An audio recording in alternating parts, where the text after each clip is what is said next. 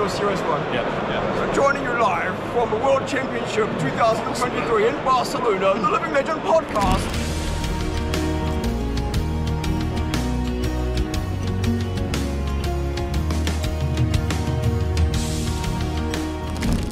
So yeah. Anyway, we should probably hit the ground running. Are we recording? We are recording. Hello. Somebody's the host. Hello. I mean, I can be the host. Hi. Yeah, I vote not it. I'm doing the nose game. Yeah. As isn't on video, so. All right. Well, I'm now the host of the cleanest opening of all time. How's it going, everyone? And welcome back to the Living Legends podcast, your weekly source of flesh and blood talkery. My name is Kel, also known as Red Zone Rogue, and I'm joined, as always, by the boys, Bill and Az. Bill, how are you doing today? I'm actually doing pretty good. Nice. Overall things have been going well. Had an exceptionally productive day at work. Good. Just feeling great. Excited to chat Flesh and Blood. We got a lot to talk about today. We really do, actually. We're gonna dive in. So just not to bury the lead too much, but I know people are gonna be clicking this video to listen to our discussion on this, because that's gonna be on the thumbnail and the title and everything. We're gonna be talking about the KO deck and giving our thoughts on that. I have some very strong opinions on this, so very curious to hear what the other boys have to say. And speaking of the other boys, Az, how are you doing? Yeah, not bad. So people that are watching this on the Red Zone Rogue channel for the video feed will see just a perpetual image of me touching grass. But basically, I'll save it for the Arsenal step. But I did a lot of exercise today, and I just feel like utter garbage. I haven't had the chance to sort of cleanse myself since. So I'm just sat here in a warm blanket for today's episode. But yeah, obviously there's a lot of flesh and blood talk going to happen today. And one of which I had a lot of interaction on my own personal Twitter this week, where I said it's almost like the KO deck is meant for armories and not the World Championships. Oh wait, and then I had a lot of interaction on that post, good and ill. So it'll be an interesting discussion, as Kel said. That's going to be the crux of it. But has there been a few other cards? I'm not sure. I don't think there has, actually. I don't think we have any spoilers that... Oh, no. There was a couple. There was like some brute stuff. Maybe we can cover those at the end if we have some time. Yeah. I think the main discussion is going to be this KO thing, because I have a feeling we're going to talk a lot about it. I think so. Because it opens up a lot of avenues of discussion about starter decks, about reprints, about where Flesh and Blood stands in the market, and a bunch of other stuff. So I have a lot of thoughts, and a lot of strong thoughts on this. I also made a Twitter post, but mine... Yeah, it'd be interesting to maybe pull some of those comments up as well in real time, because I've got quite a few comments from people saying what they would have done or what their view is, and that can sort of spawn where our discussion goes as well. So I'm going to bring that up as well and chuck random bits in here and there. But yeah, definitely there's a lot of conversation going around on it, so it'll be interesting to see what everyone thinks. My comments got like, I haven't had anyone be negative about it, so I'll get into it. Yeah. And I do want to preface this whole well, we should do our week in Flesh and Blood first, but I do want to preface like the KO deck discussion by me saying, and this is, to cut people off at the pass. I love Flesh and Blood. It is one of my favorite games, and everything that I say today might sound like I'm trashing on things. Spoilers, I'm going to be trashing on things, but I think of it as me trashing on a product rather than trashing on the game, and that's because I really love the game and I want the game to do as good as possible, and well, my thoughts will reflect that kind of stance. So anyway, yeah. And I think that's reasonable. You can still enjoy and appreciate something and also criticize it at the same time. Oh, dude, like best example, the Professor, right? Professor, he does videos like praising Magic. He does videos criticizing Magic, and either way, he's like 100% honest.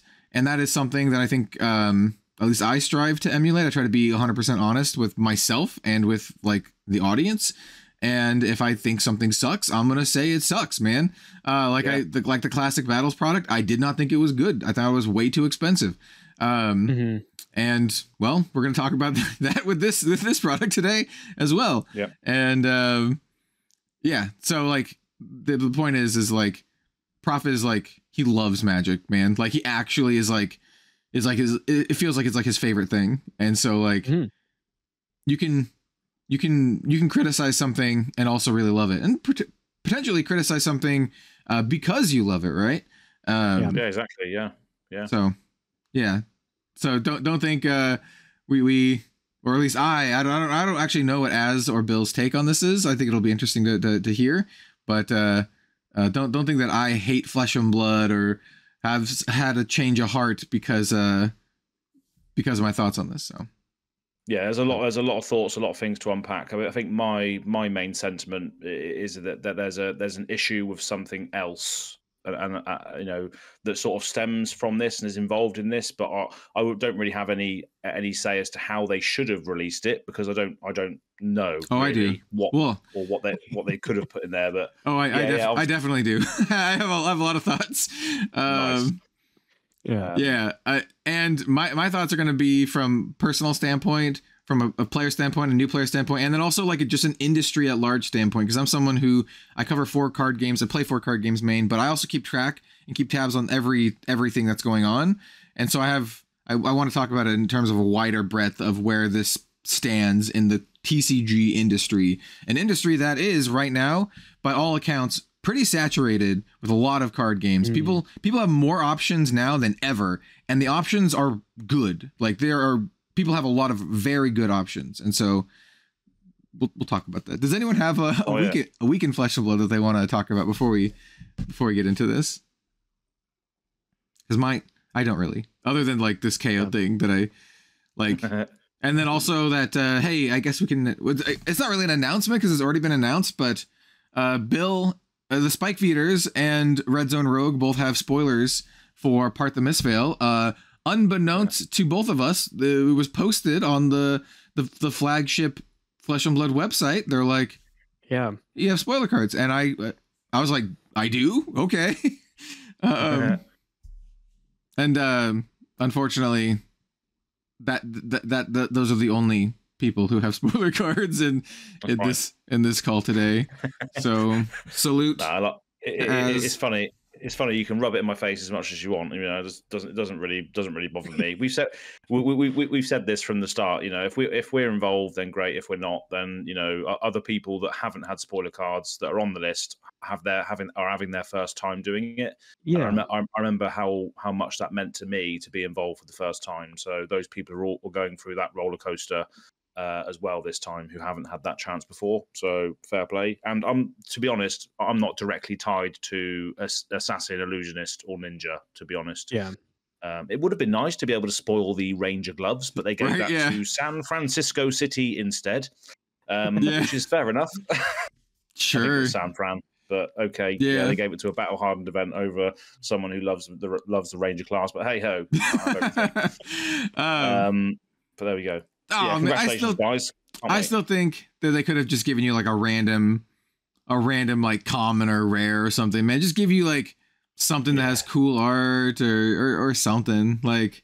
Yeah, well, I mean, they gave you what was your spoiler for Bright Lights? Fuel Up. Soup Up. Yeah, like.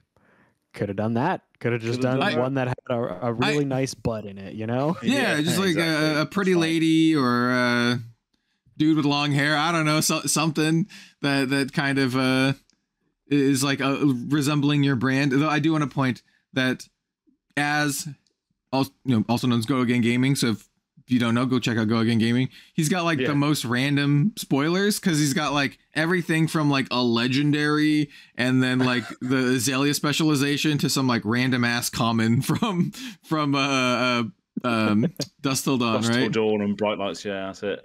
And I remember making the most epic spoiler video I've ever made for a common. Yeah, the Dusk Till Dawn one is the one. You're like, I still remember like Forzalana, and then it shows the card, and it's just like, it's just like draft. It's not even a draft comic because you can't draft the set. Exactly, but Flesh and Blood don't want that this time around, which is fair enough. But yeah. Anyway, my week in Flesh and Blood is basically just that we have a spoiler card. I'm excited to do that. I think that's going to be sweet. Sorry, did I? I didn't speak over anybody doing that, did I? No, you're good. No. Okay, cool. Sometimes my headphones drop off, and there was just like a break, and I was just like, okay.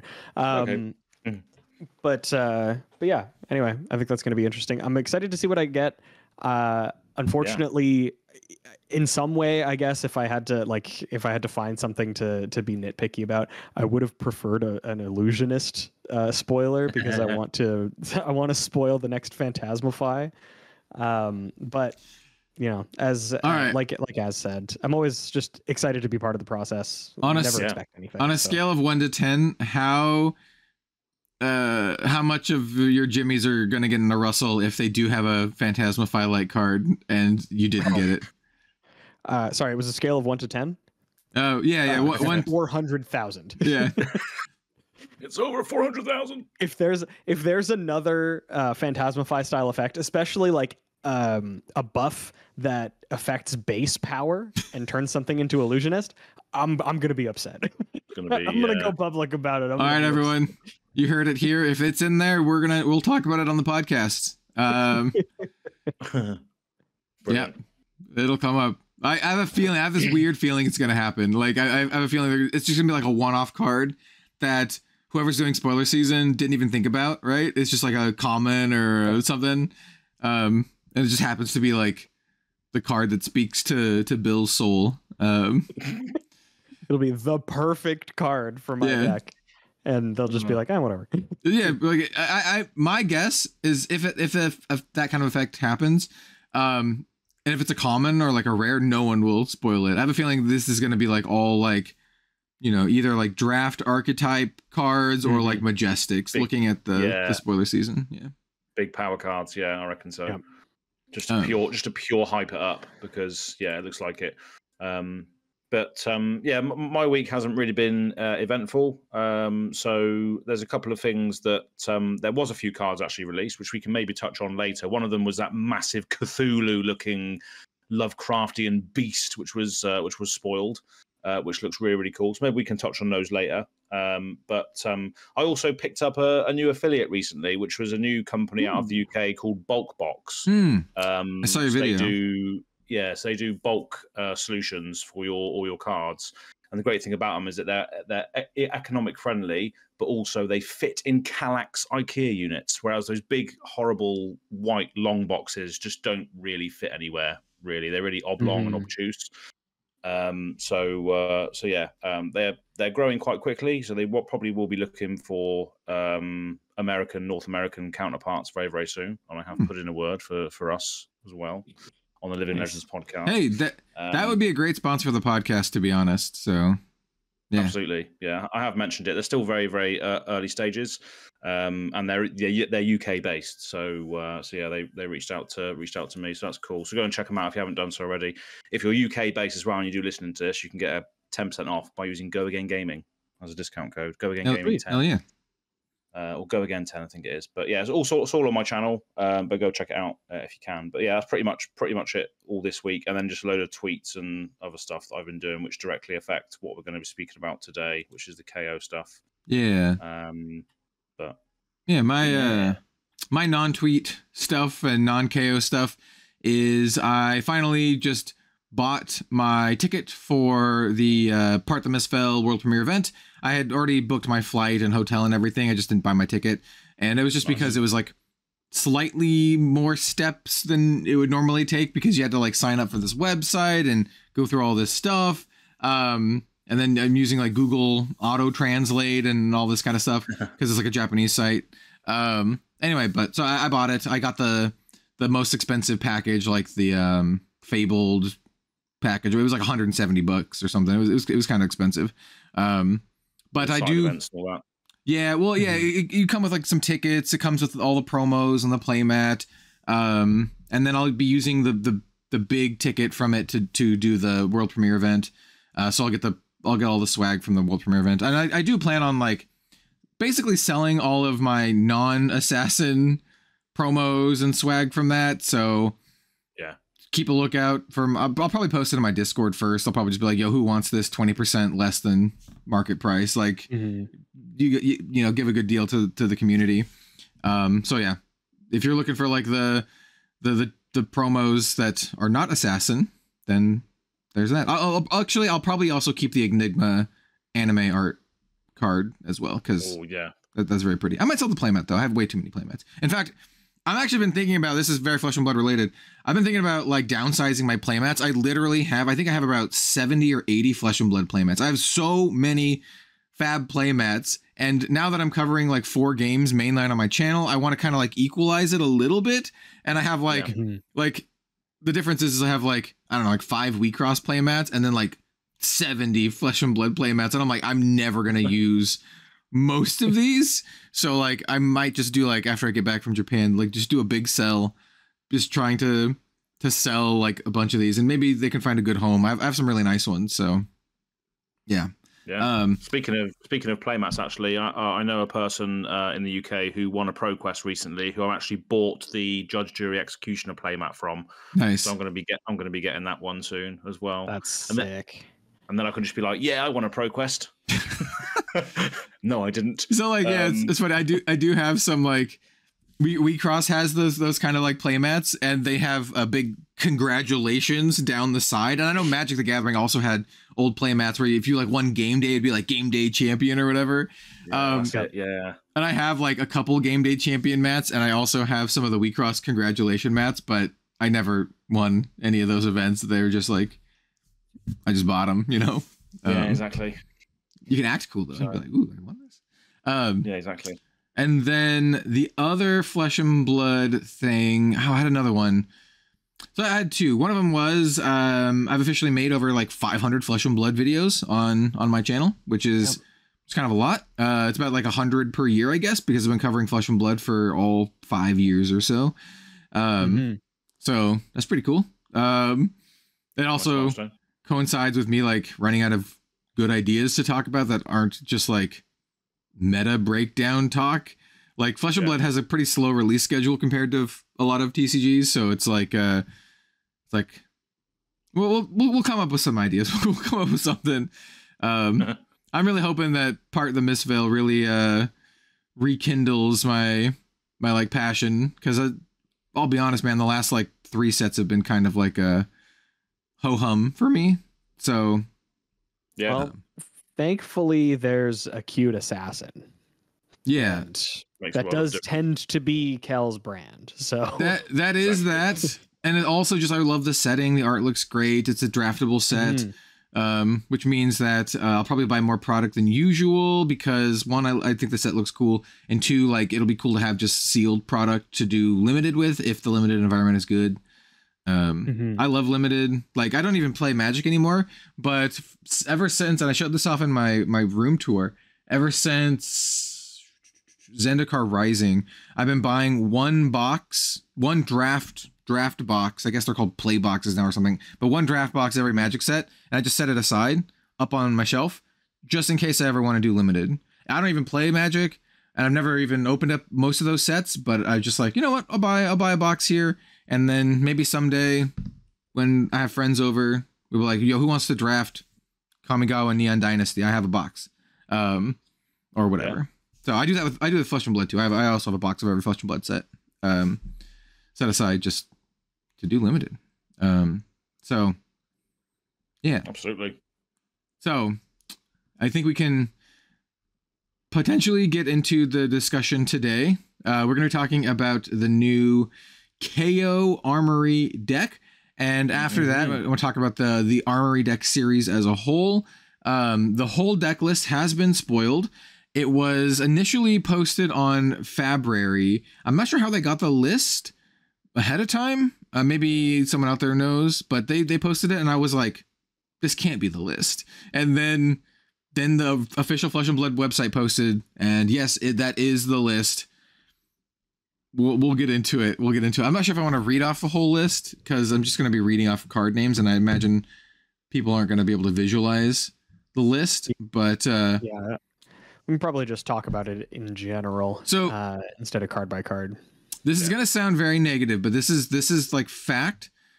The deck has one Majestic reprint. It is a $1 reprint, bulk cards, and 3 new cards. That's it. There's no sideboard. You don't get a sideboard.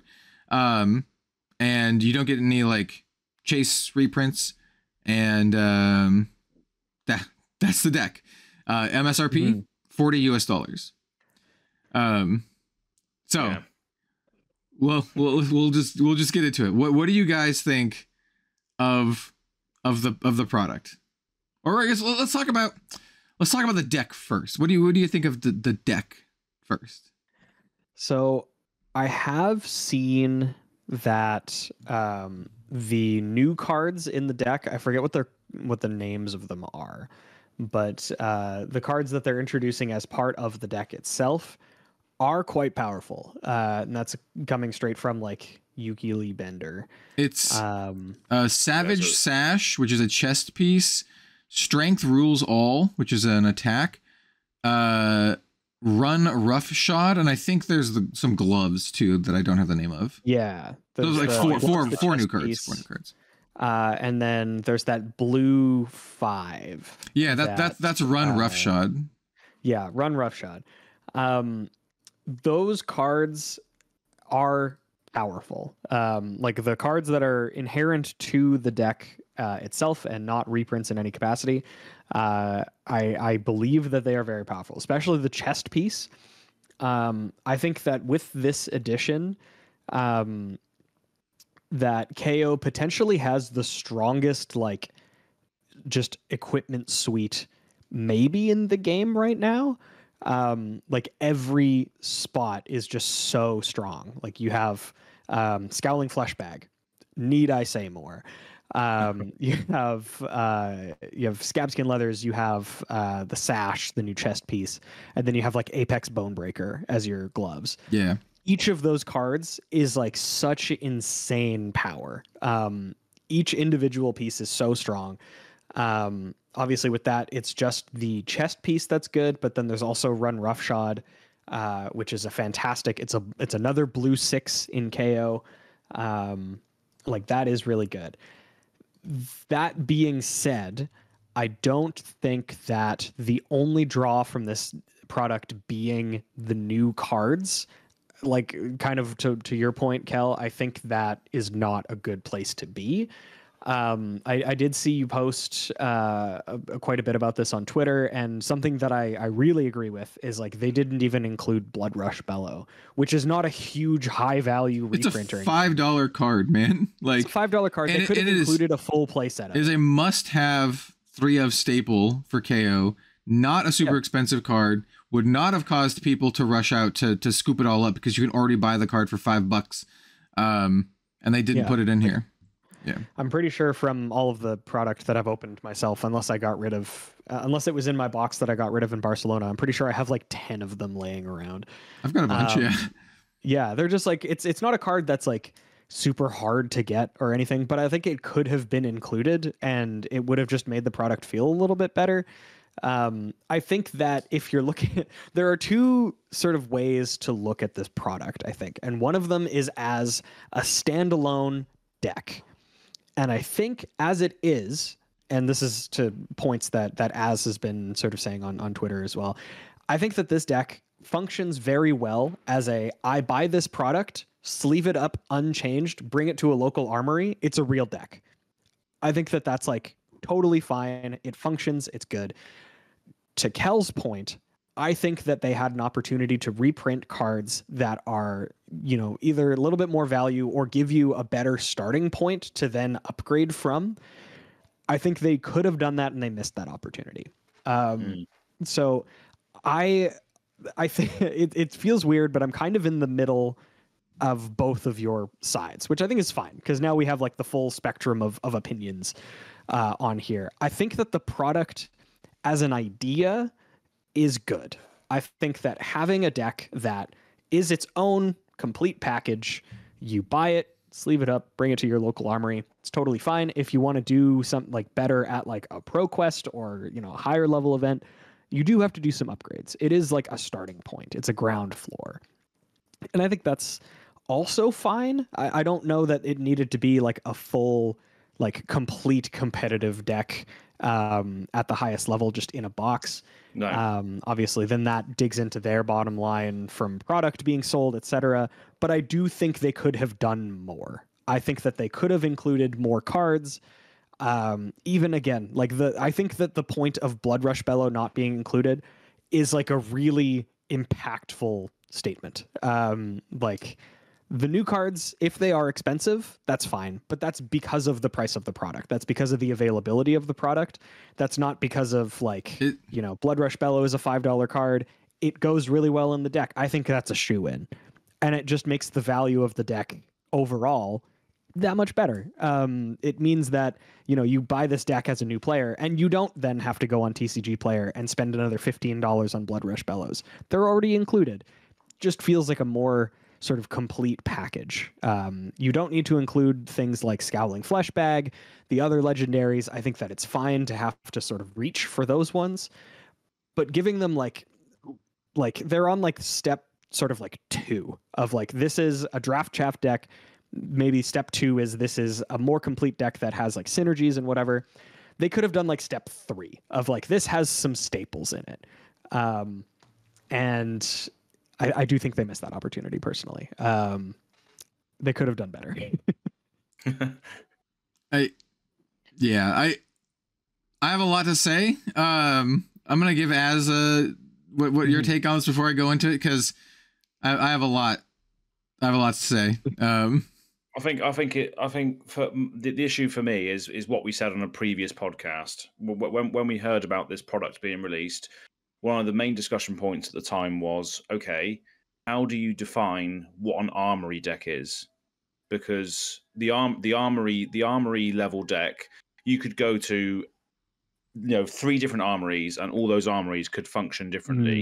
You could have a bunch of players that come to an armory every week to just play some jank decks, and this KO deck might smash them. You know, that local play group might not be hyper optimized decks. They might be looking to have some fun. But then if you go to, you know, some store in the US that has, you know, top 8 competitors and everything, they're treating that armory as just a stomping ground to test their competitive decks. So I think one of the issues that LSS get into is branding it an armory deck, and then having that sort of disparity as to how can this perform as well, you know, and the cards that they then print in that, is that for reprint purposes or is that for playability purposes? You know, they have to sort of walk that line, is because they put it into an armory sort of marketing sort of ploy as such. So it's hard to sort of define what that is.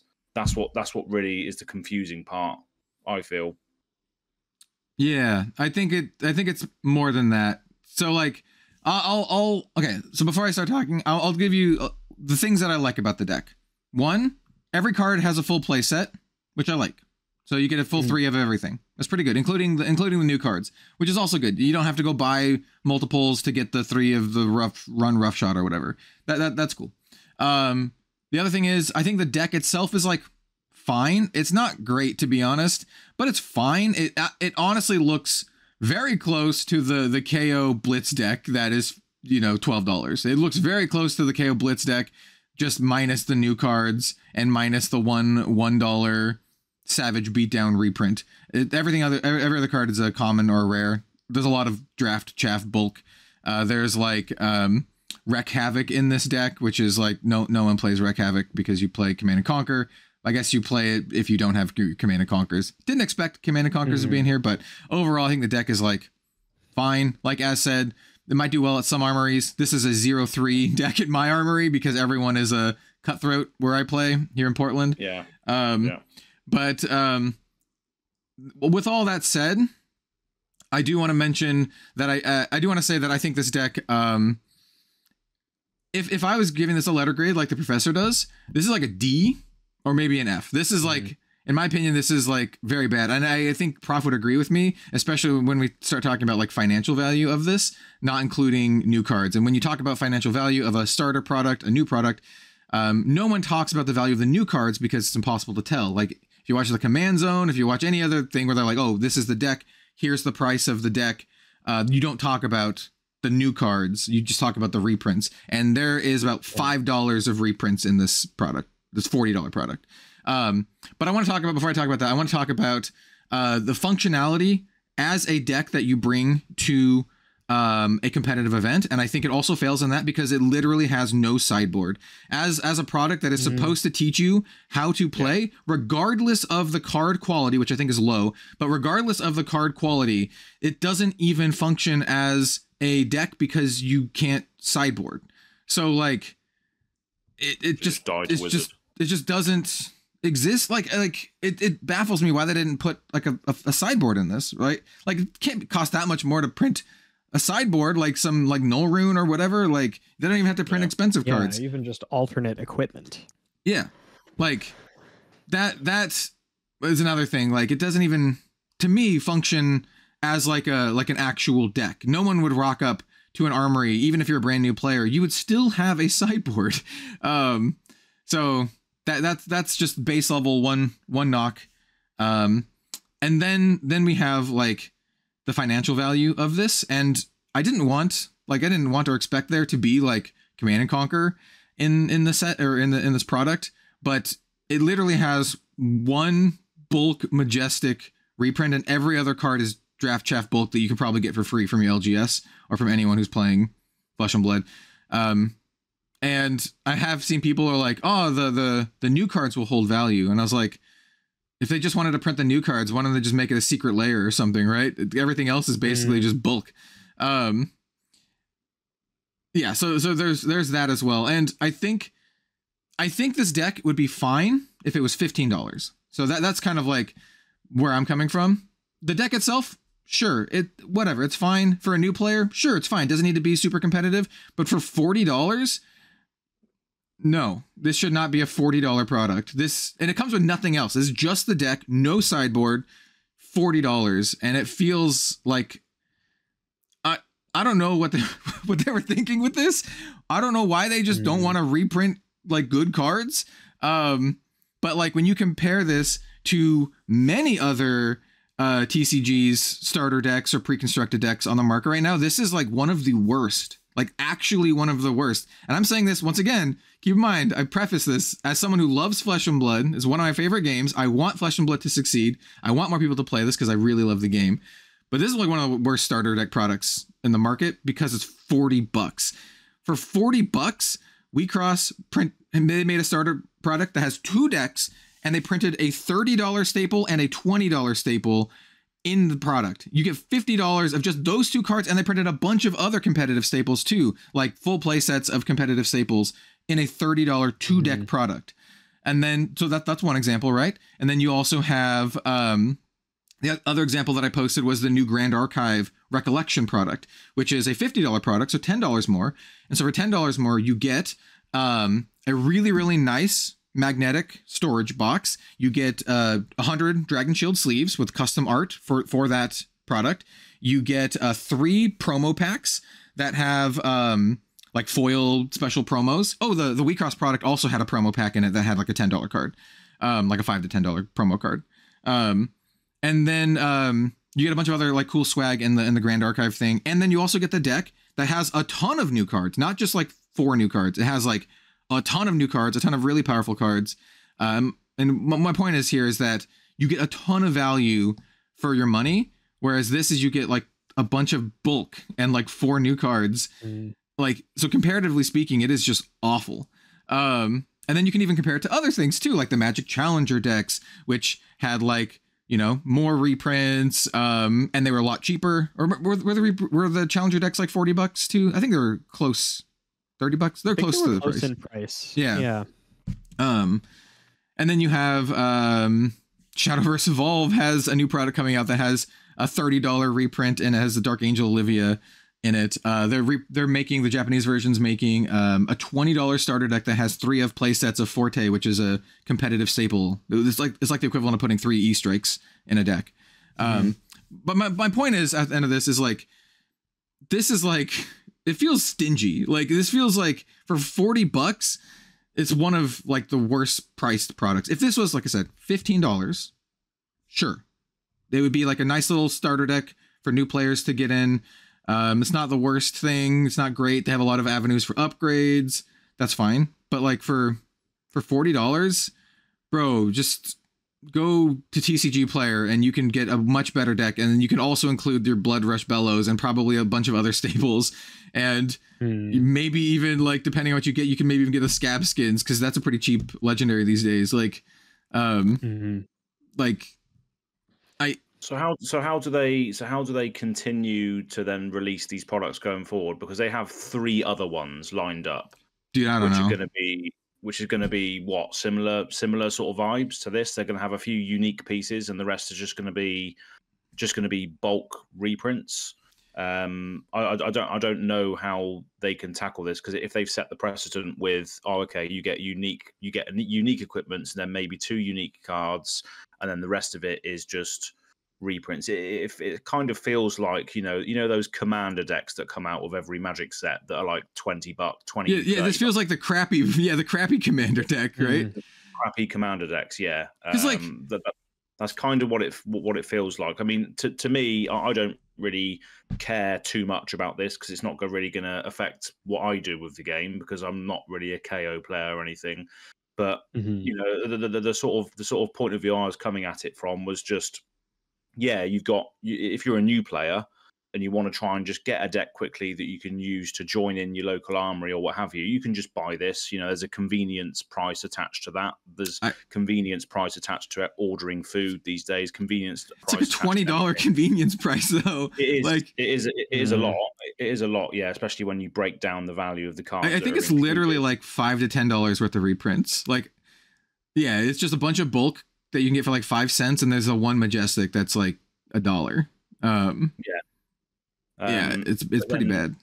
Yeah, so I don't know. I don't really know how to evaluate it on in that regard, because I just don't know.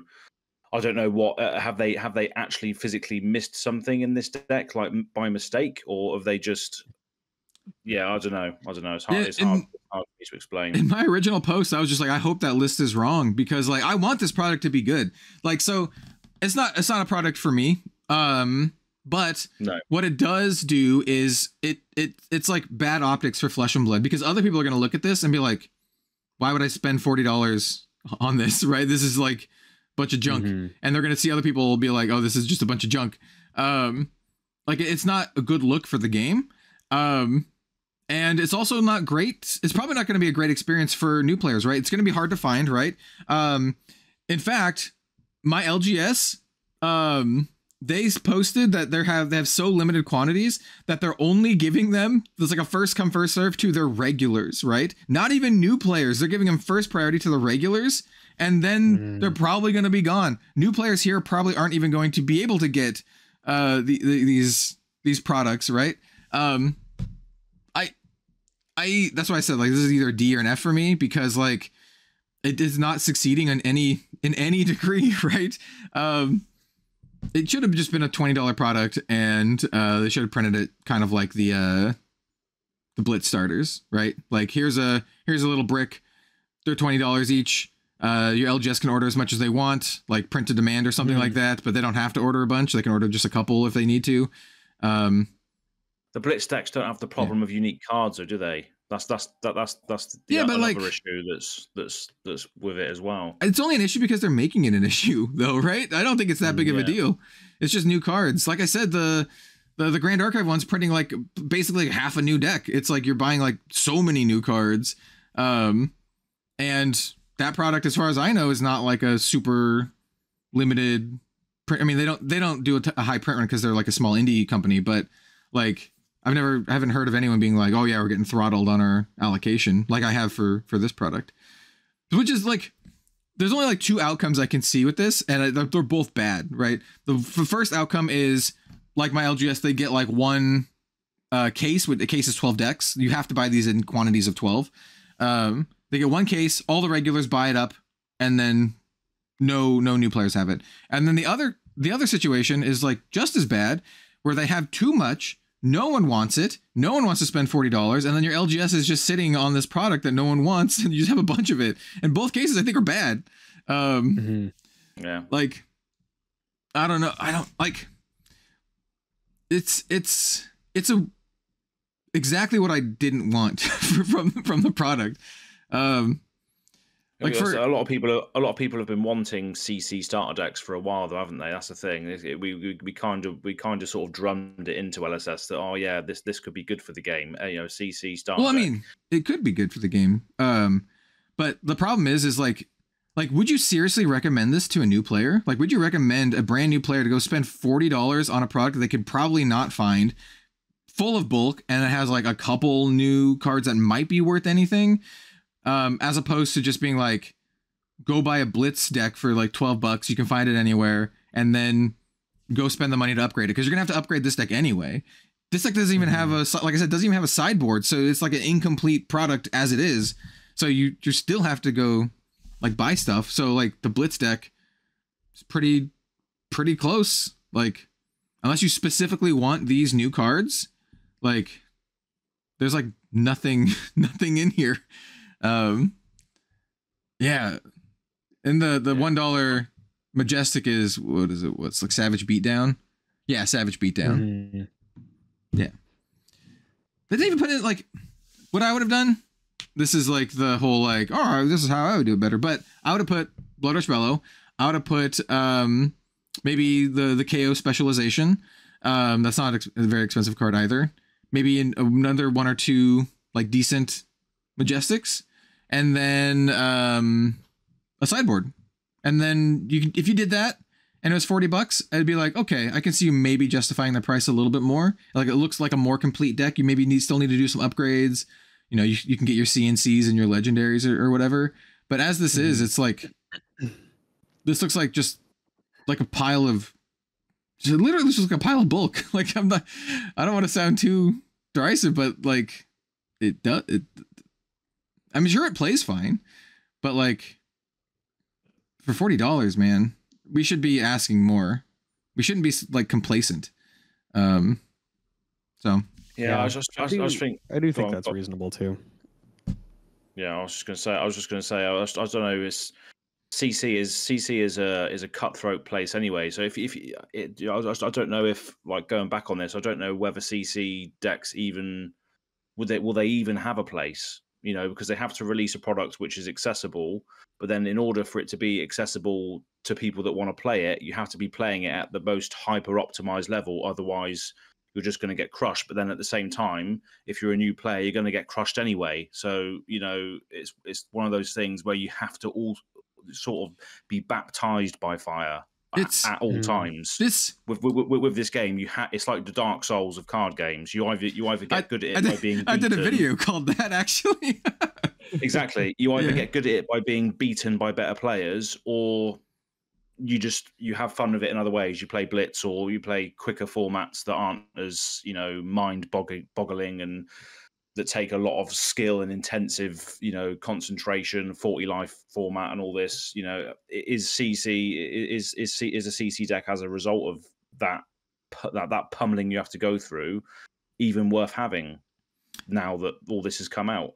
Yeah, that part of that reminded me of something else that I wanted to mention. So you mentioned commander decks earlier too, and just in terms of like raw financial value, I didn't want to bring up the commander deck comparison because commander decks are a little bit different. They're meant for like a little bit of a different audience, but just as like a product to get into a card game, there's a lot of commander decks that come out and they have over $100 of reprints, right? And they're about $40 MSRP as well. Well, it doesn't technically have MSRP, but most commander decks are around $40, right? And they have over $100 in reprints. And it's funny the way that people evaluate that kind of stuff, because if they have less than $100, they're like, not so good for $40.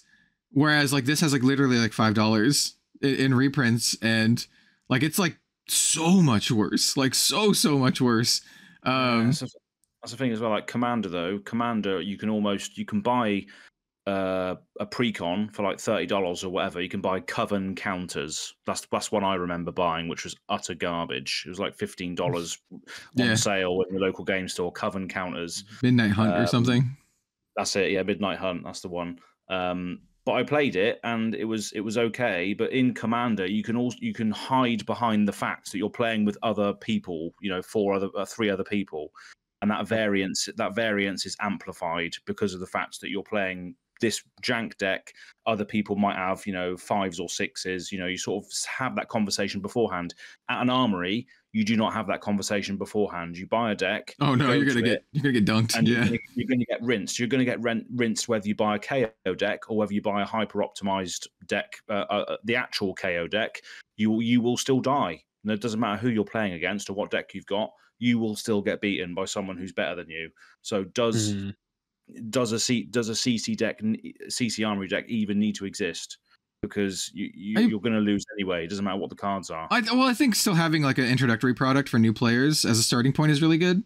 I just think this is like grossly mispriced, right? I'm talking about like the value, and that all boils down to like, I want either this deck to be better, like to have better cards in it, or the price to come down. Like one of those things would be, if one or both of those things happened, that would make this product a lot better, right? If this was released as is, as like $15 and it was more available, sure, like I wouldn't have any problem with it. I'm like, yeah, this is like a fine place to start.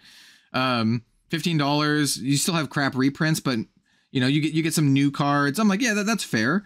But like comparing this to like to the Commander decks or any other TCG product, similar price point on the market, it's just so bad. And I wanted to mention another thing too, like Prof recently did a review or a re-review of the Modern event deck. And he like reviewed his original review on it. And I think it's really interesting just in general, because he goes through his thought processes on the review. And that deck did and still has about the same amount of value as it costs, right? So the deck comes with about, I think it's like $70 or $60. And it comes with about that much value of cards, like comes with like $60 you know, in cards. The prices have shifted a little bit, and even then he like didn't rate it super highly. And like this one is like, it's rough, man. I think like what Bill said, the new cards might end up being valuable just because one, this product seems like it's gonna be really hard to get, and two, it's a $40 product with nothing in it. So like the whole value of the product, if it's going to retain any value at all, is going to be carried by those new cards, which means that those new cards have a much higher likelihood of being very expensive. And I think the way they've structured this product makes those new cards more expensive than they would be otherwise if they like packed it like with better value. And once again, I'm not talking about Command and Conquer value. I'm talking about like Blood Rush Bellow value. Like if 100% of the value is in the new cards, then it's like, okay, well, these new cards need to be worth about $40 to even justify it. And at that point, like I said, just make it a secret lair or something, man. If you just wanted to reprint these 4 cards or print these 4 cards, just put it in a little. Yeah, and that's kind of also the problem too, that they like, you look back to the classic battles, the entire value of that set, literally, like you buy it and you get your money back because of Glistening Steelblade. The product itself was like $40 or whatever, or I guess it was like 50 Canadian, 50 or 60 Canadian. I don't even remember because I didn't buy it and my local game store didn't have any. So it was like that much. And then you get the Glistening Steelblade, which for a long time was like $40. So it was like 80% of the value, that one card. So that means that the remainder of it, which was the remainder of the Dorinthia deck, the exclusive foil heroes and weapons, like in their own treatment, even though they're like reprints of tokens, you know, different reprints and special treatments can still have their own value. But even considering all of that and the other deck, that made up 20% of the value. 80% was made up by a singular card in one of the decks. Yeah. So now with this, the MSRP being $40 US, the value is going to be like spread over like maybe the 3 of roughshod, whatever. Yeah. And then the chest piece, and then like maybe the gloves, because the gloves are new. Well, there's the new Majestic as well. I forget what it's called. And the new, yeah, the new Majestic. Like, so the new cards are good, but it's like, yeah, it's possible. But then like all of the value is going to be concentrated on those cards alone. For sure. They already kind of are. So it's kind of unfortunate because then, you know, even if you did reprint Blood Rush Bellow and that same thing happened. Let's say like hypothetically, they reprinted Blood Rush Bellow as a 3 of, and then it still sort of evened out so that all of the value was focused on the new cards. That then just means that the reprints of a Blood Rush Bellow mean that it's an easier card to get for people, and you're already running 3 of it. That feels like a win. Like that feels totally reasonable to me. So even if they did it for something a little bit higher value, like Enlightened Strike, I think that that's fine too. That might be a little bit of a spicier opinion. But no, I do think that they could have done E-Strike's fine more with it. Like I said, WeCross literally made a $30 starter deck, $10 cheaper than this, that had a $30 reprint and a $20 reprint. And like the value of those reprints still kept pretty strong. I think Exia is still like a $20 card. The other one, like Diabride, is still like $15. Like you can put E-Strike's what, like $25 now, $30? It's around that price. Like something like that. You could literally put that in the deck and it would be fine. I think. In fact, I think it'd be like, I think Blood Rush Bellow and E-Strike are both good picks because they are from the very first Flesh and Blood set, which is like very hard to get now. Currently, like you can still get singles. But there's going to be a point when, like, you know, a few years down the road where like that's going to be like a difficult set to get cards from, right? And reprinting those cards in a place like this is like good, and especially for communities that like don't have a lot of Flesh and Blood just floating around. But yeah, I do, like I sort of mentioned previously, I like the idea. I think that the product completely removed from its context currently, I think is a good product. I think that something like this should exist. But like you're saying, I think they missed on 2 points and they only needed to get 1 of the 2 for it to be relevant. And that's the price of it. It could have been released as this, but at a lower price point and been totally fine.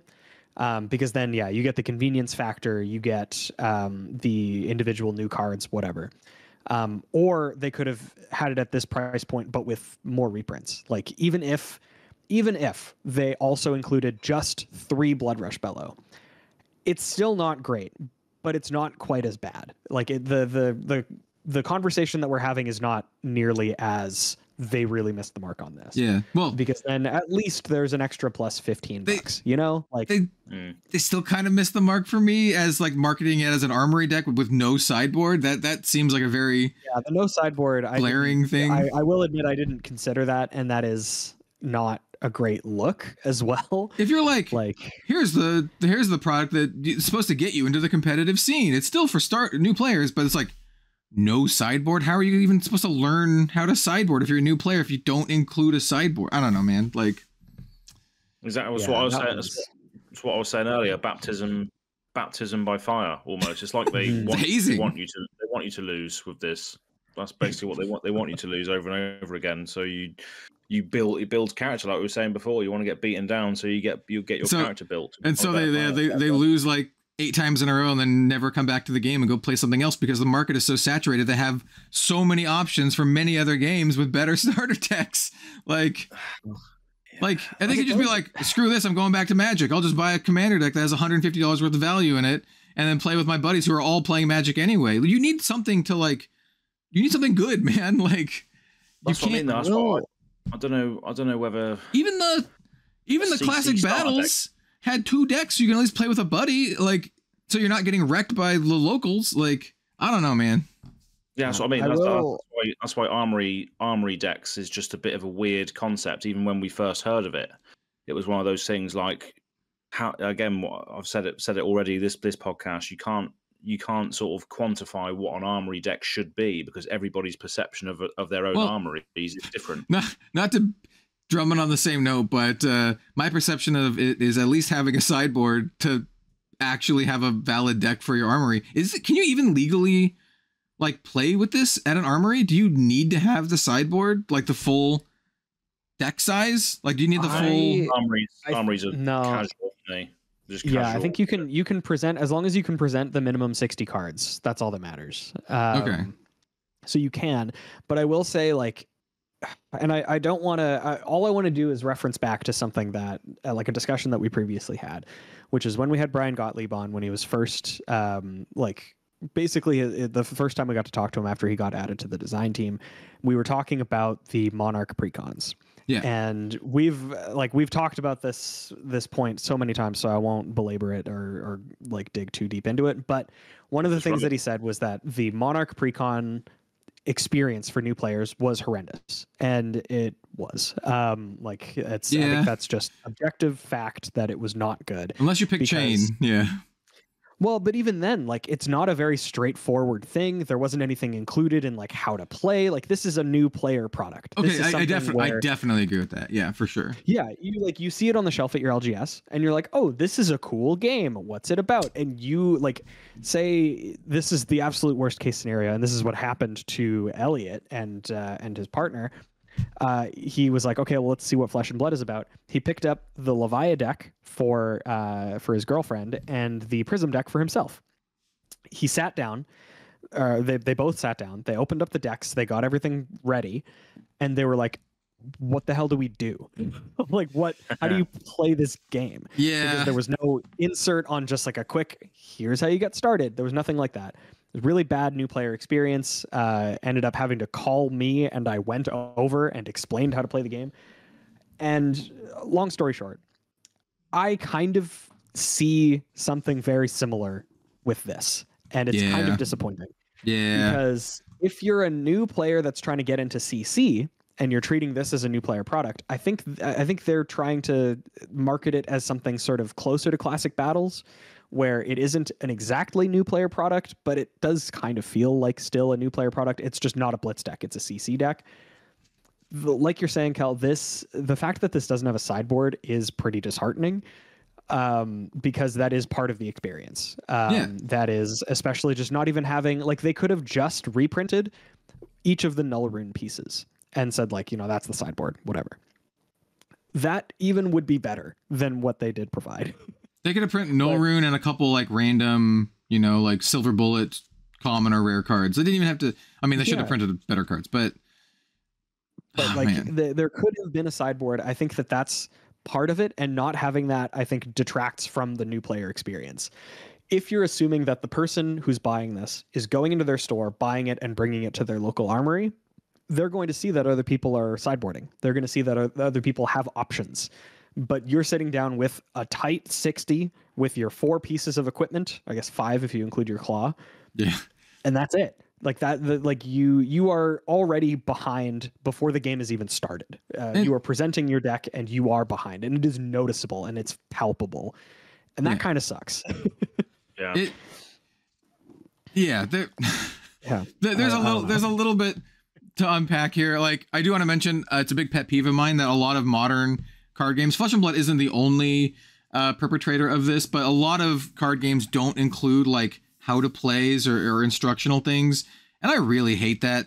Like, I mean, like, so once again, I don't want to bang on WeCross too much or praise it too much, but I recently in the last week or so did a review of the double heroine starter deck that I mentioned, and they have, look at this, a giant how to play. But not only that, it goes into detail how to play each deck, what cards are good, when you play them. Like, it's like a legit how to play guide. And, the lead designer of WeCross is Shota Yasuka, Magic, a Hall of Famer. So, they know what the design team knows what they're doing as well. So, like, this is perfect. It's just like a little insert, but it has colorful image, tells you all the cards, tells you, how the deck plays. And then it comes with a separate one that is just the general rules of the game. So here's the separate one. It's like, oh, here's how to play the game. And like, you literally, for this product, you literally just buy this product and you are good to go. You have 2 decks, good reprints. You have the instructions on how to play. You don't need to go look it up on YouTube or ask your friend or whatever. You're literally can just start playing immediately. And as a new player product, for both getting into the game casually or competitively, because it has competitive staples, it's perfect. $30. And I was hoping for something similar to that for this Kayo deck. And I literally, and once again, like I said, that's why I preface this video, I literally have vested interest in this product being good because I make content about Flesh and Blood and I want it to be good and I want more people to play the game. Like not only that, it's just like, anyway.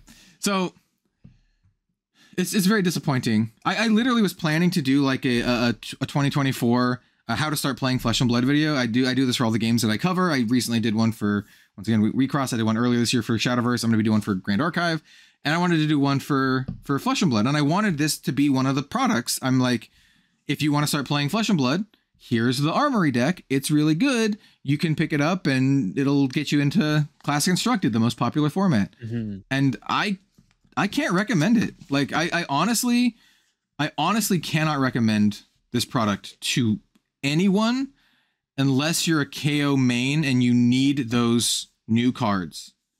That's the only person I can recommend this to.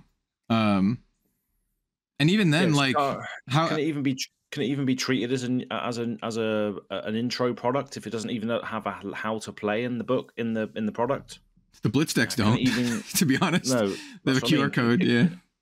Can it even be marketed as such? Can it even be said, you know, can this be a new player product if it doesn't have a learn to play in there? And fair enough, if Flesh and Blood, you look at their audience and think, oh yeah, we're intelligent enough to just figure it out ourselves, and that's pretty much what a lot of people have done with this game, is they've figured it out themselves. Maybe they just... That's such a double-edged thing though, because they clearly don't put in cards that they think are too like complicated because they think all the new players are dummies and won't be able to understand it. Like one of the arguments that I got was like on my Twitter post was like, oh, they don't put Blood Rush Bellows because it's too complicated and it's gonna confuse new players. I don't buy into that, man. I think people are smarter than you give them credit for, especially like TCG players, especially like you know, seasoned TCG players. And I think a lot of companies think they're all like brain dead idiots and, you know, like put garbage cards in starter decks because they think their player base is dumb. Flesh and Blood's not the only offender here. The new Vanguard decks have like cards that don't have any effects on them because they think they're like too complicated for people. But at least those ones are marketed towards children, like actual children, not like 30-year-old ex-Magic player. Yeah, that's the thing as well, isn't it? I think that is the main core of Flesh and Blood's audience, is the fact that it is hyper competitive and optimized, especially Classic Constructed. So I just the more I sort of think on this, it's just like how do they deliver, you know, an intro, get this new player into CC without getting crushed over and over again because they don't have the right cards, they don't have the right power cards, plus, you know, the sideboard thing as well, as you've mentioned, you're going to rock up to your local armory and get crushed regardless. Well, like if you bring it, yeah, it's just I just don't know how they're going to tackle it, to be honest. Yeah, as we said before, as Bill mentioned just a few moments ago, they either do one of, well, first of all, they include a sideboard. That's just a flat. You put the sideboard in there because you're trying to teach people how to play CC. It's a core part of the format. But also, you either make the product much cheaper, so it's a better entry point, lower barrier of entry, and then it's more accessible for new players. More people will be willing to give it a shot, and then it won't suck as much when you lose a whole bunch with your, you know, $15 deck rather than like getting creamed a bunch with your $40 deck. Or you put, or maybe both, put better cards in it. Like we mentioned, Blood Rush Bellow, not an expensive card, will make the deck remarkably better. And you can put some other good cards in there too, like other reprints from older sets, like, you know, like I mean, heavy hitters might be too soon, so they might not want to put like any heavy hitters Majestics, like the KO spec or something like that. But it's still, you can still put some other like good cards, you know, good cards in the set, just to make it a little bit better. Like rather than like a 20% optimized deck, which that might be a little generous for this product, but like make it into like a 50% optimized deck or a 70% optimized deck, and you still have the room to upgrade if that's, you know, whatever, if your argument for this being good is like, oh, there's room for upgrades. Yeah, the entire deck, you upgrade the entire deck. But like if you make it like 50% or like 70%, you still have room to upgrade, but you're also not just getting like shit on at your armory. I guess maybe if everyone's brand new, then maybe all you do like the things that LSS suggests that you do for Armory events. Armory events are casual tournaments. Anybody can join them. It's supposed to sort of grow your skills in a friendly and social environment. This is what the Armory event says on the Flesh and Blood page. But people just don't treat it as that. They treat it as a stomping ground to practice for Pro Tour or whatever. Armory events are not what LSS want them to be or envision them to be. According to the comments that I've had on the post that I made this week, people just want to play the most competitive decks at Armory events. They don't want to go there to test a weird jank deck. It's a difficult situation to be in, which is why the Armory branding is off, I think, as well. So, yeah, it's a tough one. I think it's just the Flesh and Blood audience in general. It is, yeah. When I made those polls the other week, like, Flesh and Blood had double the percentage. It was still a low percentage, but double the percentage of people who said they played to win over any of the other games that I polled for. So, like, I mean, it does make sense. And I imagine it's probably even more than that because a lot of people also chose I play for fun, but they commented, like, I play for fun and to win because winning is fun or whatever. So, yeah.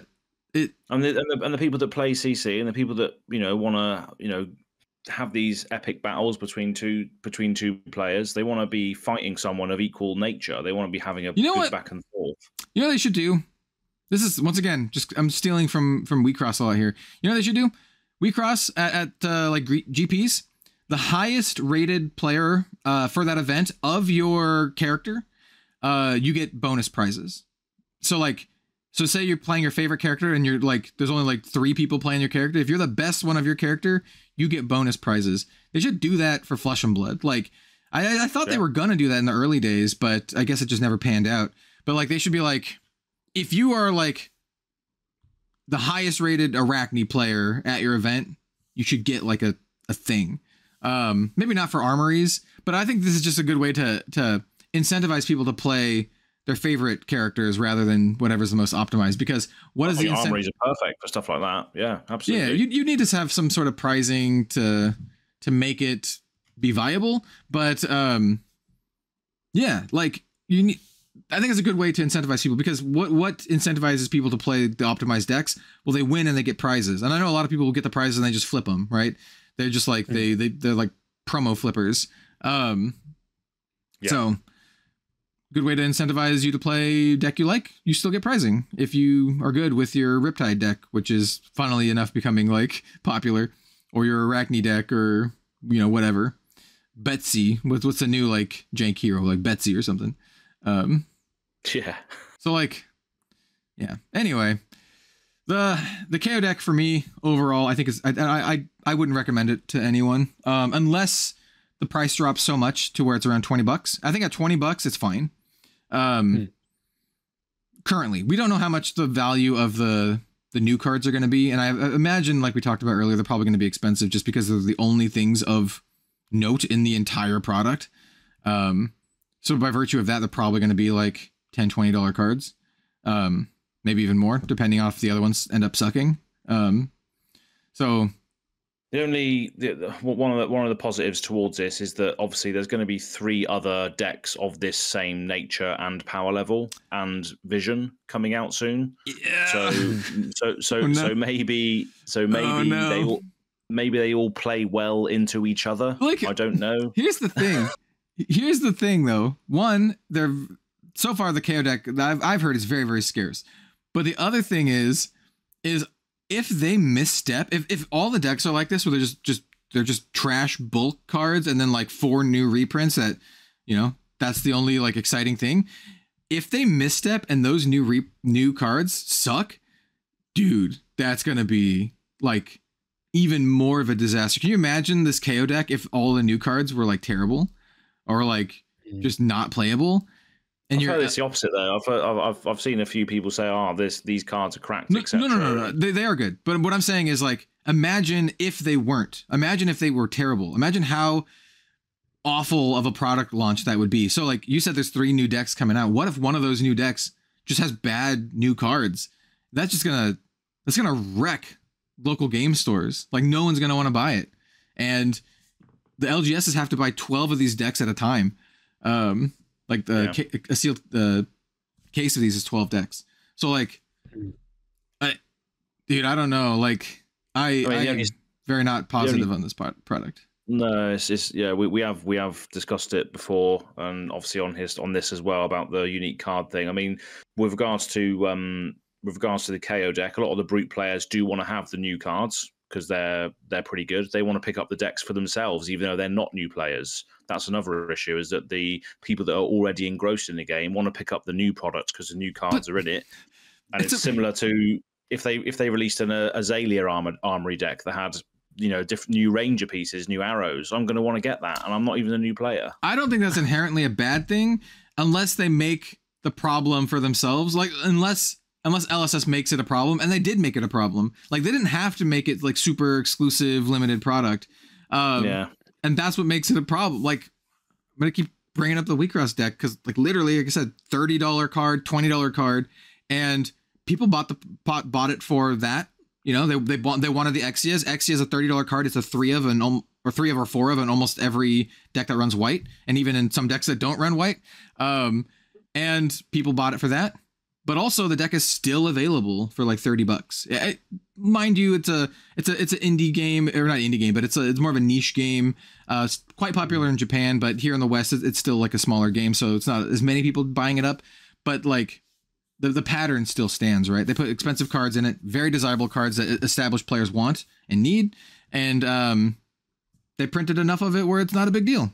You can go buy the deck. You can go TCG Play right now, buy it for $30. You're fine. And then you have crazy value still in the deck. The prices have gone down a little bit of those cards. They're not $30 anymore. It's like I said, it's like $20 and like $10 or something like that. But still, like, I feel like it's like a manufactured problem. Like you can get around it. And maybe it just goes against their ideals. Like what it really feels like is that the product just feels greedy. Like at the end of the day, like, it feels greedy in a lot of ways. Like they don't want to put the reprints in it. They don't want to print too many of it. They like don't want to give you the sideboard. Like, I don't know. It just feels like if maybe stingy is the right word. It doesn't feel generous. It doesn't feel like, oh, here's this amazing product to help you get into the game. You get a good, solid product that you feel good about. It's just like, here you go. Like, I don't know. Like, yeah. So there's hey, if anyone can think of another TCG product that started like a pre-constructed product that's $40 that's like worse, I would love to know, because I actually can't think of one. Of all the games that I play 4 games, but I'm even thinking of other products too, like Pokemon, Digimon, One Piece. Like their starter decks are like $10-15. The $40 products for those games come with multiple decks. Like a lot of the times they like the what is it called? Pokemon had like it was like a product that had 2 like competitive decks in it. I don't remember what it's called.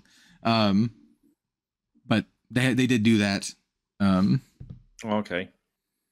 Or like, or a lot of the other $40 products are come like, oh, here's 5 decks that teaches you how to play the game, like the Battle Coliseum or whatever the hell it's called.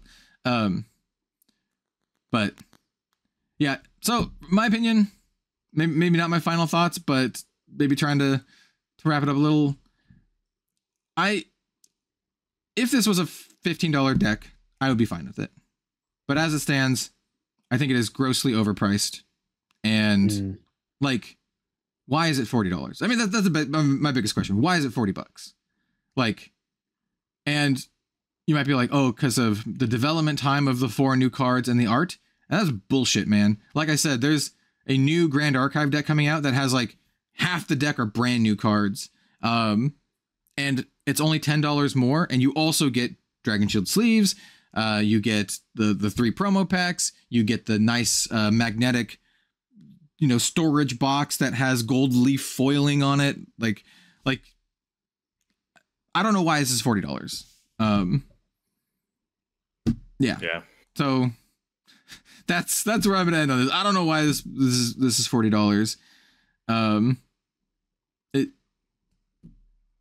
If you got a good answer why it's $40, please let me know. I I can't imagine any situation that isn't super cynical of why it's $40. Yeah, my initial knee-jerk tweet, which got a lot of comments and stuff, I was not looking at it really from a price perspective. I wasn't really sort of delving into, this is what the reprint value is, and I can see the arguments as to why, especially after speaking with everyone today about the fact and what your question is as to why is it $40. You know, it's hard to answer that question. You know, it's hard to come up with a reasonable answer as to why that is the price. With what the reprints are, and obviously the unknown cards, we can't quantify that yet, because a lot of Flesh and Blood's value is derived on how well the deck is doing, which is performing with it. Although we know that KO is very fastly approaching lots of Living Legend points. Yeah, we didn't talk about that. Yeah, how the deck might be obsolete soon. Yeah, exactly. Yeah, that's a whole other thing. Like, so yeah, I mean, yeah, I mean, I just thought when I saw it that it's meant for armorers. It's not meant for competitive play. But then the more that obviously we delve into it, I think it's also going back to what we've said multiple times, is you can't. It's hard to define what an armory is, and therefore it's hard to build a deck that can perform in those spaces. So I mean, yeah. Step one: include a sideboard. Anyway. So you don't immediately die to any class that's running arcane damage. Yeah. So. It's. What do you think? Leave a comment in the section below. We were talking about it in the Rogues Gallery community Discord, and someone immediately was just like, "Oh no, it's classic battles all over again," and I'm like, "Yeah, but I think it might be worse. I think it might be worse than classic battles, because at the end of the day, classic battles, you don't get good cards. It was expensive, but you at least got a little lore book, and you got 2 decks to play against another person with, and it made it like a a new player product that is at least is ready to go out of the box. This doesn't even feel like that. Yeah. Hey, sorry to be like super negative today, but I really do think this product sucks, and I really wanted it to be really good too. Even like I'm not a KO player. I just wanted it to be good for Flesh and Blood, and I wanted it to be good for new players and to anyone like looking to get into the game. And also, selfishly, I wanted it to be good so I could put it in a video and be like, "Hey, this product's really good." And then I wanted it to be good and to be like, this is how you start playing Flesh and Blood. Buy the Armory deck or buy the Blitz decks, and to have this. But now I'm gonna have to say like, "Hey, buy the Armory deck if you can find it for $20." That kind of deal. Or if they're like really scarce and they're really expensive, I'm gonna be like, just skip it. Like, you have no reason to buy it. Yeah, which is unfortunate. Yeah, and they even spoiled that there might be like a Ranger one coming up, like a Lexi or an Azalea one, and I'm like, just because it's Lexi, I'm not gonna like it anymore if it's the same kind of trash, man. Like, well, yeah. I feel sorry for Ian, because he actually messaged me a couple of weeks ago, March the 20th. He messaged me saying, for the next league that means nothing, I'm going to use the CC precon if it lines up with the release. Oh no! If it lines up with the release schedule. Oh, he's gonna get so destroyed. So destroyed. If Hank plays that Visceri deck, Hank is gonna obliterate him. Like, he's just gonna blow him the hell up with Rune Chance. And he could do nothing about it. Oh my god. So yeah, I'd love to know what Ian thinks. I'm not sure whether he's still listening to us or not. I actually texted or messaged Ian last night, and I was like, "Hey man, what do you think of the new KO deck?" Because I'm like, I need like a different perspective or something. Like, I don't see this being good at all. And he's like, "Oh, I haven't played Flesh and Blood since Queenstown or something like that." He's busy he works 2 jobs, and yeah, fair enough. And we chatted a little bit about other stuff afterwards, but so he hasn't really dove into it. I don't want to speak for him either. We did talk about a little bit about it. I just thought it was funny because that was the last message I got from him, and he was like, "Oh yeah, I'll use the CC precon," and now we've seen it. Ripperoni. You probably won't even be able to buy it, man. like at his local, like they're like cutthroat as well. Like they're probably just gonna snatch it all up for the cards, and good luck to anyone else who wants to spend $40 on some bulk.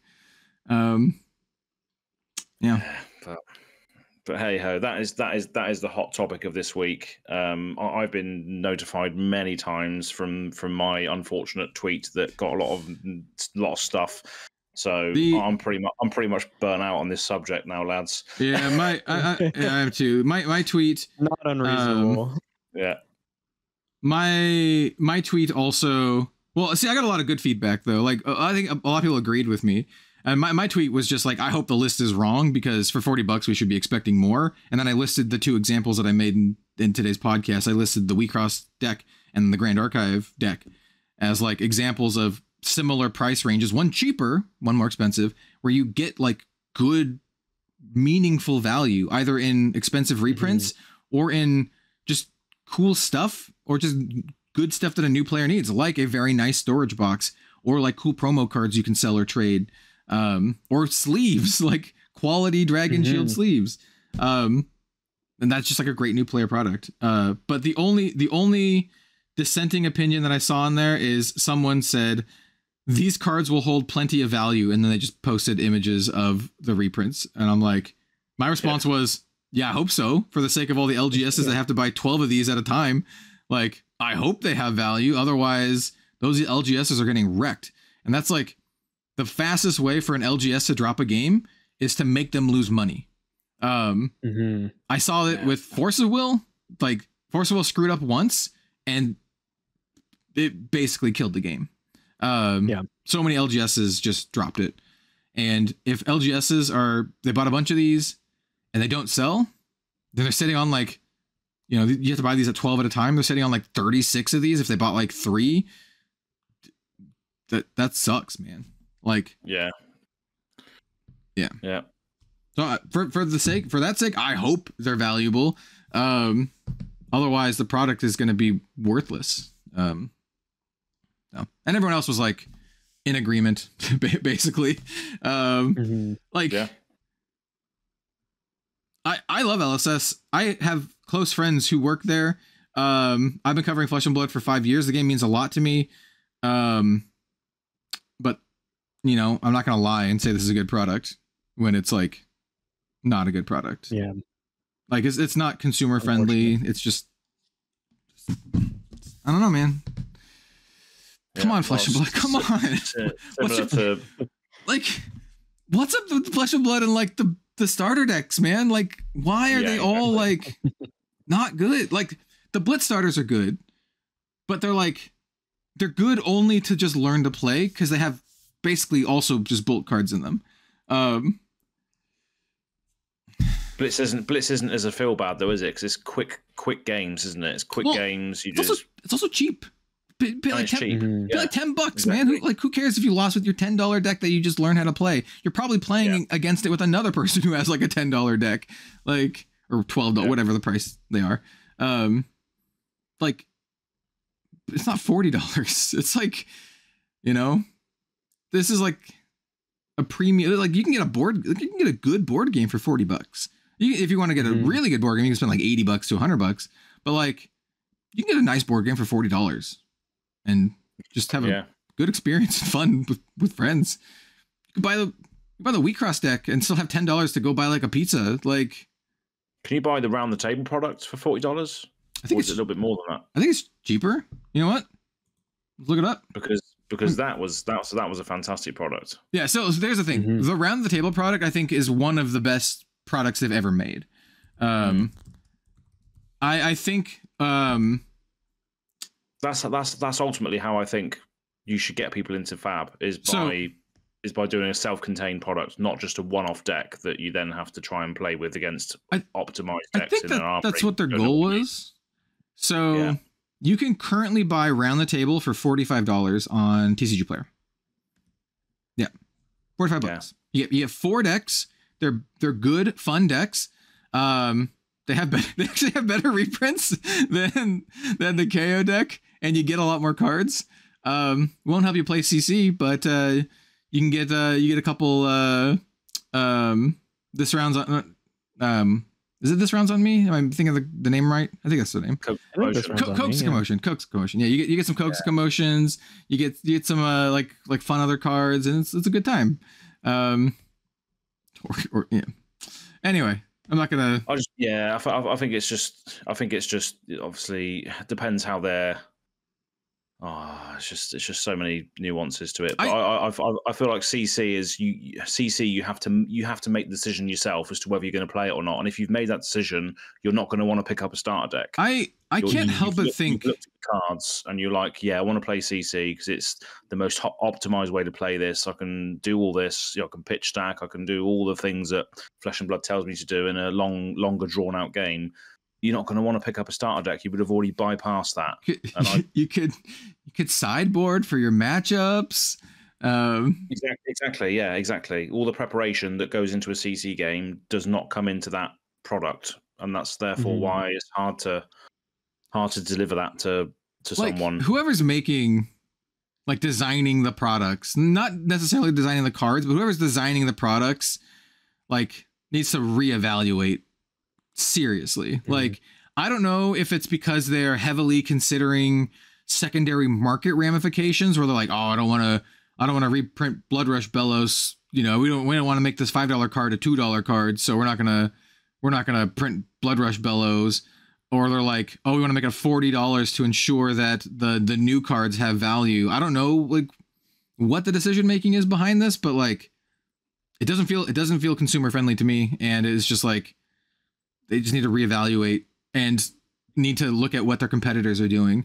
Because I think, as I mentioned earlier, like, thinking about this in terms of like the broad TCG landscape perspective, there are so many new card games and so many card games out there. It's more than just Magic, Yu-Gi-Oh, and Pokemon now. You have One Piece, which is like insane. Like, I'm not really into One Piece, but you can't deny that game is like exploding.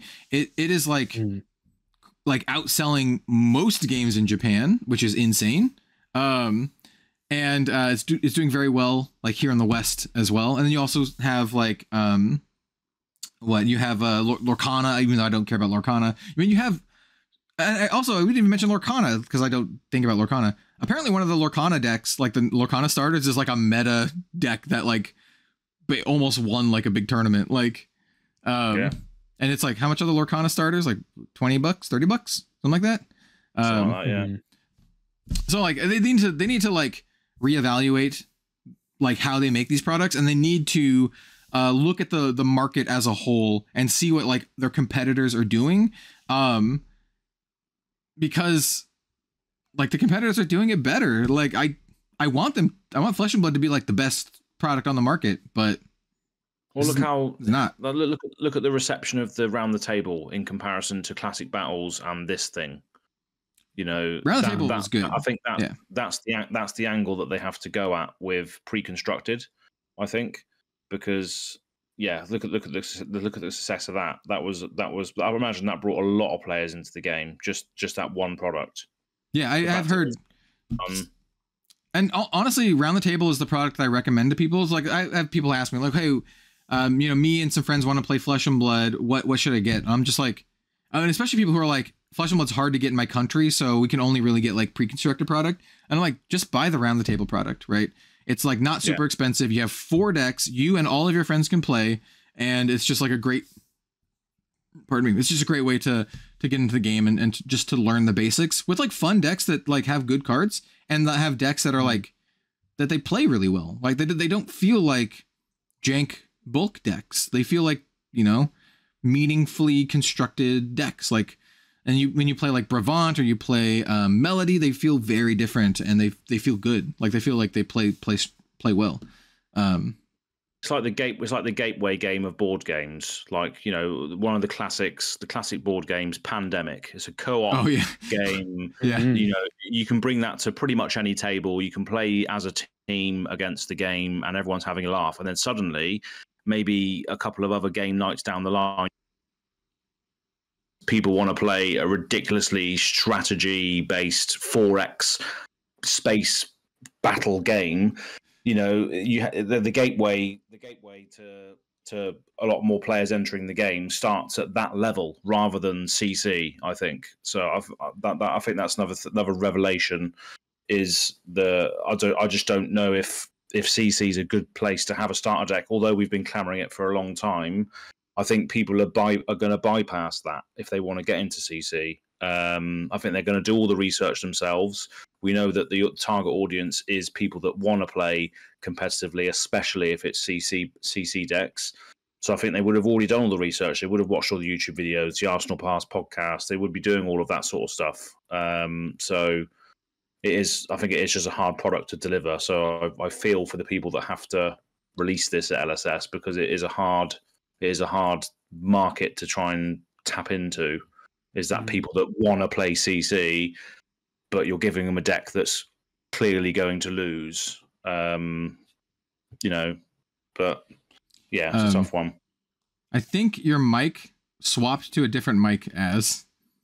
Oh, did it? Yeah, you got like a weird thing, and then you got super loud, and you sound kind of echoey now. So it sounds like you like swapped to a different mic. Oh, I should still be on the same one. I had to adjust the audio levels on OBS so it didn't blow everyone's ears out. It might have actually really? For a little bit, yeah. Does it still sound the same, or does it sound strange? You're still pretty loud. Interesting. Yeah, I don't know what happened. Maybe I'll just manually turn you down in OBS or in Discord. Okay, we're doing a sound test mid podcast right now. Right. I'm just speaking and Cal's lowering my voice to make sure. Yeah. I just lowered you manually by like 50%. Cool. So all right. All right, there we go. Hey, Bill, can you say something so I know it's not? Hello. Oh yeah, you're good. Okay, cool. Cool. I don't know what happened there. Yeah. If I have to bump you up next time, no big deal. Rest in peace, headphone users. Yeah. But I think we're getting to the end of that thread anyway, weren't we? To be honest. Yeah. I mean, like, I think so. I've spoken a lot about it. I thought about making a video, but man, I really don't like making like super negative videos, especially like super negative videos just trashing on like one specific thing. And I figured we'd talk about it enough here. I thought one of my friends, Cosmic, is another content creator. He like he's like, oh, I'm gonna do a video like comparing all the products and showing like how bad this is. And I was like, I was actually thinking about that. Because it does not stand up well next to other products. But I figured I've said my piece here on the podcast. Maybe I'll get a copy and do a review, but as it sounds, it doesn't sound like my LGS is going to even have them. Looks like all of the Armory grinders, the weekly grinders, are going to scoop them all up anyway. The owner even said he doesn't expect them to be in stock. So unfortunate. Yeah. So, well, the good news about that is no new players will be tricked to spend $40 on some bulk. So, hey, if you're a new player and you're listening to this and you're like, what should I get instead? Well, you should probably get the classic battles if you have a group of people you want to play with. Or honestly, you could just spend that $40 and then just go buy singles from TCG Player or LGS or something. And you can probably get a better deck, to be honest. You can get your Blood Rush Bellows in that list. You can get your KO specializations. You can get, better deck. You might be able to, find scab skins for like, how much are they? Like $40 these days? I mean, I guess that's one positive. If you buy the KO deck, you've got a full set of equipment that you can then use to upgrade your deck. And we haven't really spoken about that side of it. Oh, I mean, because half the equipment suck, but yeah. Yeah, but you've got the new Savage Sash, which is going to be quite good. But then you've got the new arms as well. So I guess they're alternatives to the Apex Bonebreaker and your Tunic and your Scabbies, etc. So like, at least you've got a shell to upgrade, but then it still costs $40. It still costs $40, yeah. So realistically speaking, I think if you're going to be running a competitive KO deck, from what I've heard and seen from like brute diehards, the chest is really, really good. The gloves are maybe good for Blitz, probably not for CC. And then the you're not going to be running the pants and you're not going to be running the hat. So you get like the chest basically. Yeah. And you get like the new Majestic, which is quite good. But if you want to start playing your armory and you can then upgrade, you can still play the deck, but just not to its hyper optimized level, which you. Yeah, it's still such bad value for $40 though. Like. Yeah. Yeah, it's strange one. You're gonna have to upgrade like almost the entire deck. Like if you look at a KO deck, it's like almost all Majestics. This deck comes with $1 Majestic and then like the new card. Exactly. So then that goes back to my point as to why do you need a CC starter deck if you're just going to upgrade the whole thing anyway? Well, then just make it better. Like they should just make a better CC starter deck. Yeah. Like I said, they should make it like 50% value, like 50% of the way there, and then you upgrade the rest, or 70%, something like that. Yeah.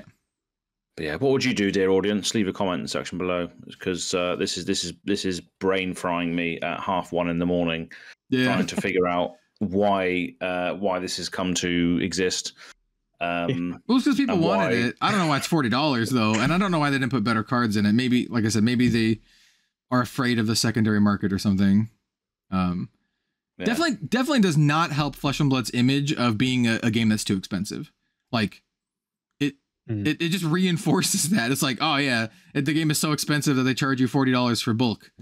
Yeah. It's I get that argument now for sure. Definitely. Like, well, not man, it's so crazy. I've had a lot of people getting into Shadowverse recently, and they're like, oh, how expensive is it to get into Shadowverse? And I'm like, oh yeah, top tier decks, $100 to $200. And I'm like, that's very, very good compared to like a game like Flesh and Blood, where $100 is literally your one spring tunic. And you can get a fully built S tier competitive deck in Shadowverse for about that price. So it's like, I see why people say Flesh and Blood is expensive, even though like you can keep using some of the cards. It still doesn't change the fact that you're gonna spend like, I don't know, $200, $300, $400 on a deck, maybe $500. Like how many CNCs are you running? How many, like, are you running Crown of Providence and Tunic and 3 CNCs? Well, there's like $500 right there. Not quite, but you know, a little bit of exaggeration, like 400 maybe, but still.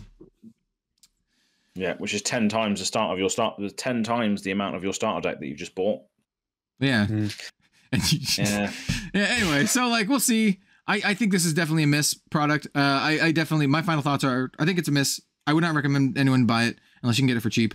Or you're a super diehard KO fan and you really need the cards and you can't find the singles. Those are the only people I'd recommend this to. And I really hope LSS reevaluates what they're doing and what they're putting in these decks. Because I don't hate the idea. I personally think it's a good idea. I just think it's really poorly executed, either in terms of like reprint equity or price. One of those I think needs to change, because it's just not worth it right now. So that's my final thoughts on the KO deck.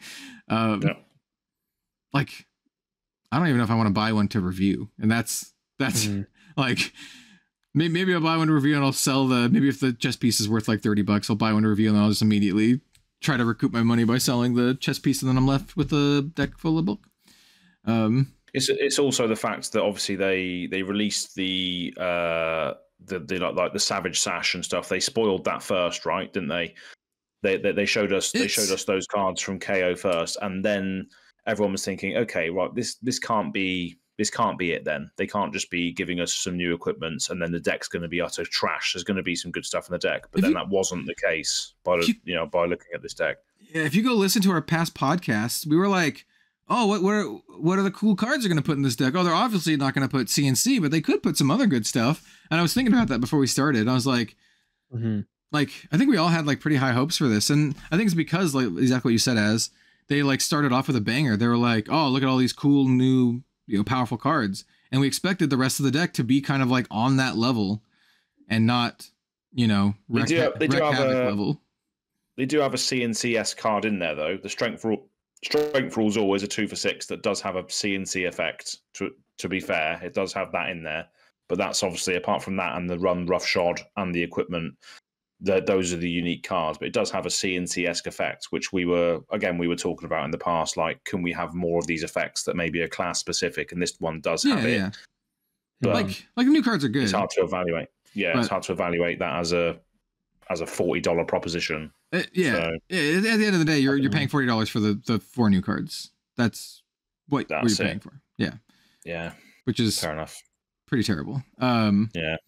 So yeah, what do you think of the KO deck? Are you gonna go buy the KO deck after we spent an hour and a half? Like, well, at least I spent an hour and a half just going into it. There's so many better things you can buy for $40. You can buy 4 Blitz starters for $40. Yeah. You can buy classic battles. At least that way you can learn how to play with a friend. Yeah. So, any closing thoughts, you guys? Any closing thoughts on KO, Bill? No, not really. I think we've done a pretty good job of explaining what we determine the pitfalls are, and I agree with what we've said so far. So I think we're probably good to wrap up.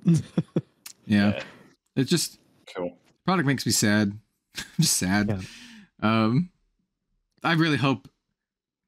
God, they teased like the Ranger one, and now I'm just like, because we're talking in the Discord, they're like, oh, could it be Lexi? Could it be a new Lexi, like the replacement? Because that would be a good place to put the new heroes, right? Like you put them in the Armory starter, and then put them in maybe like an expansion slot in an upcoming set or something.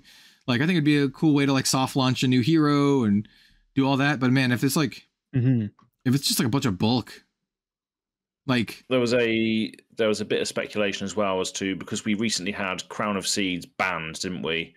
There was an article that said Crown of Seeds is banned, and that could be a little bit of a speculation or a signpost as to will we get an Earth Ranger, because obviously the character in that piece of art is the Leafy Ranger, isn't it? It's the one on Amplifying Arrow.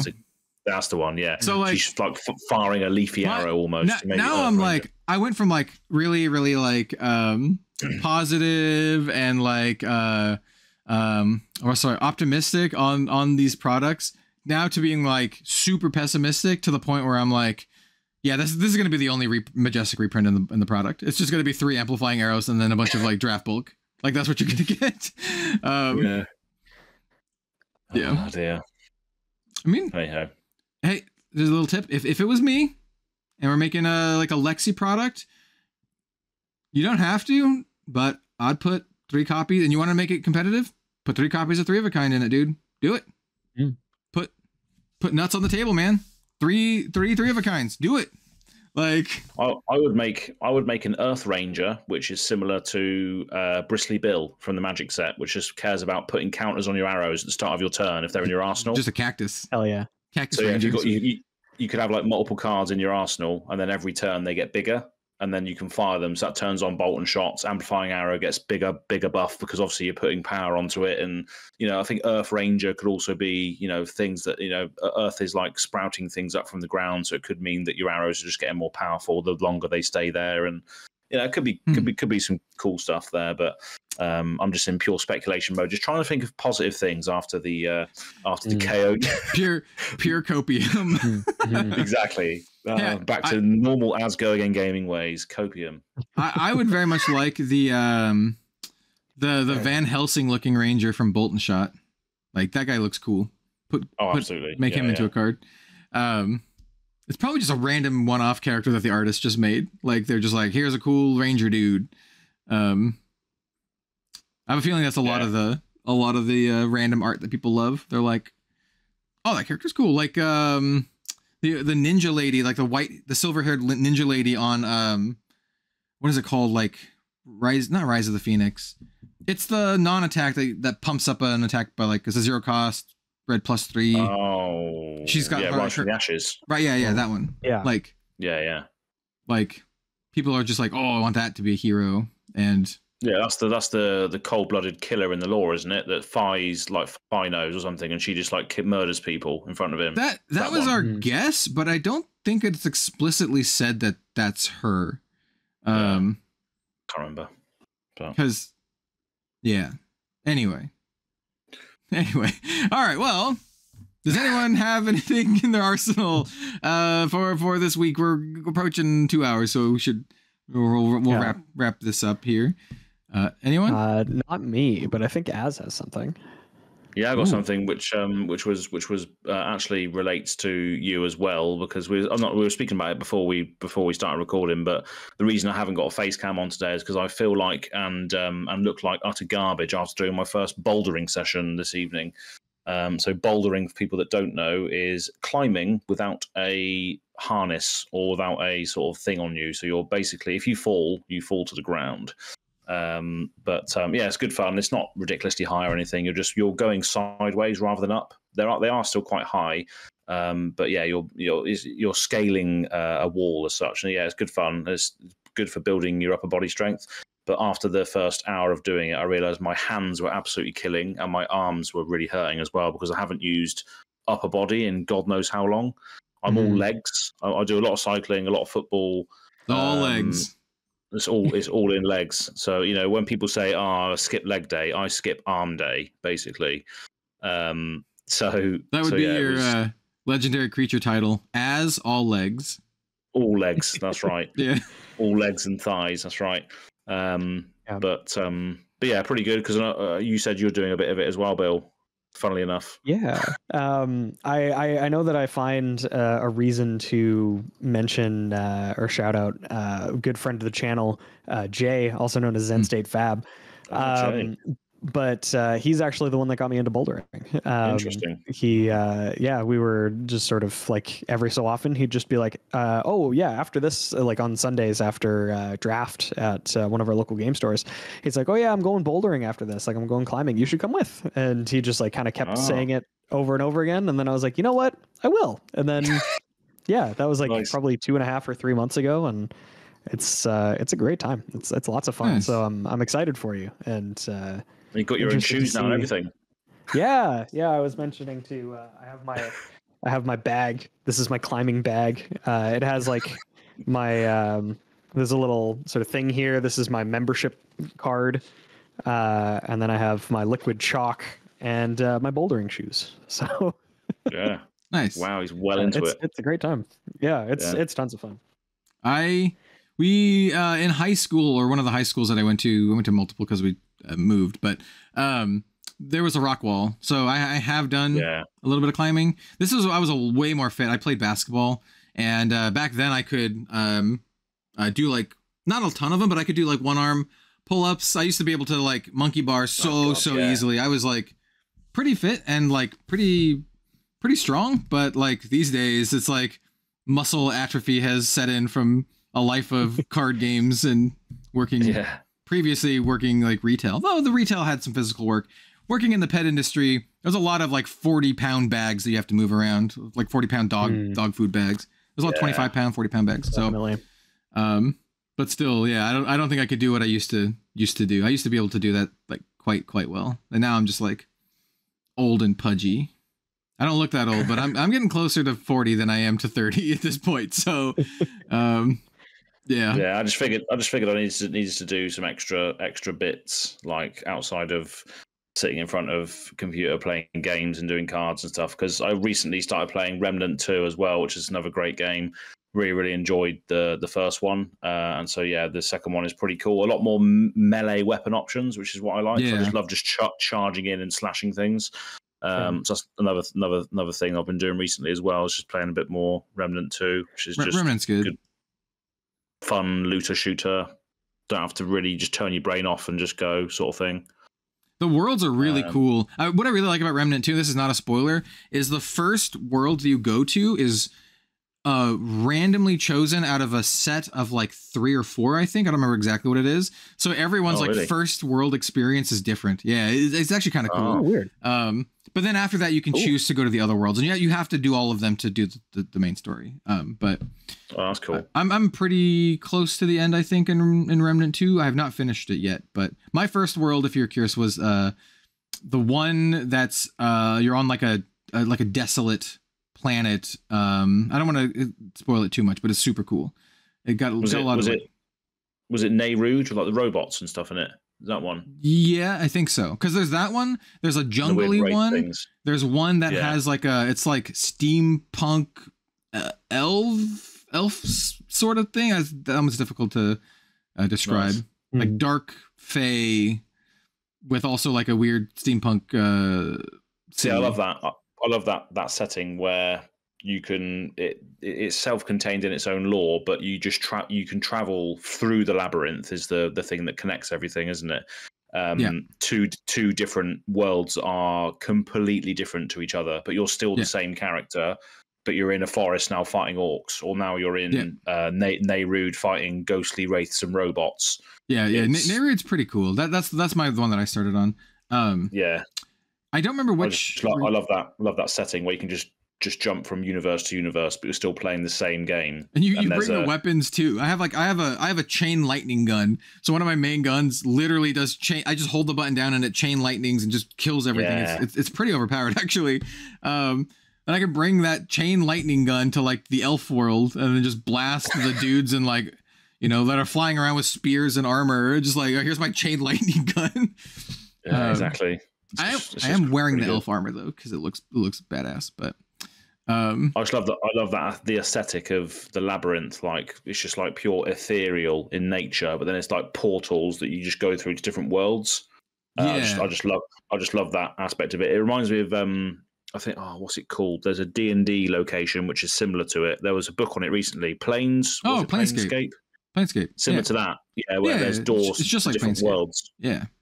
Exactly like that. So I just love that setting where you can just do and experience whatever you want in the game.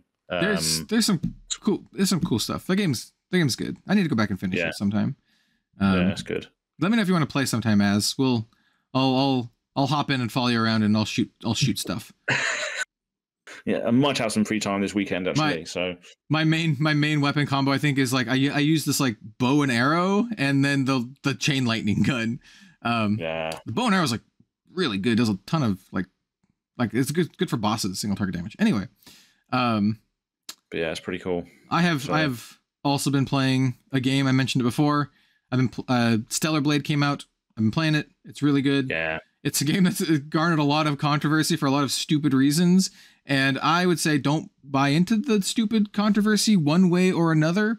At the base level, it is a Souls-like game with pretty solid combat, pretty good level design, a very Dark Souls level design where the first area kind of like has shortcuts and wraps around on itself. It's really cool. And then it has like an open world area and then like, I don't know, there's a lot of variation.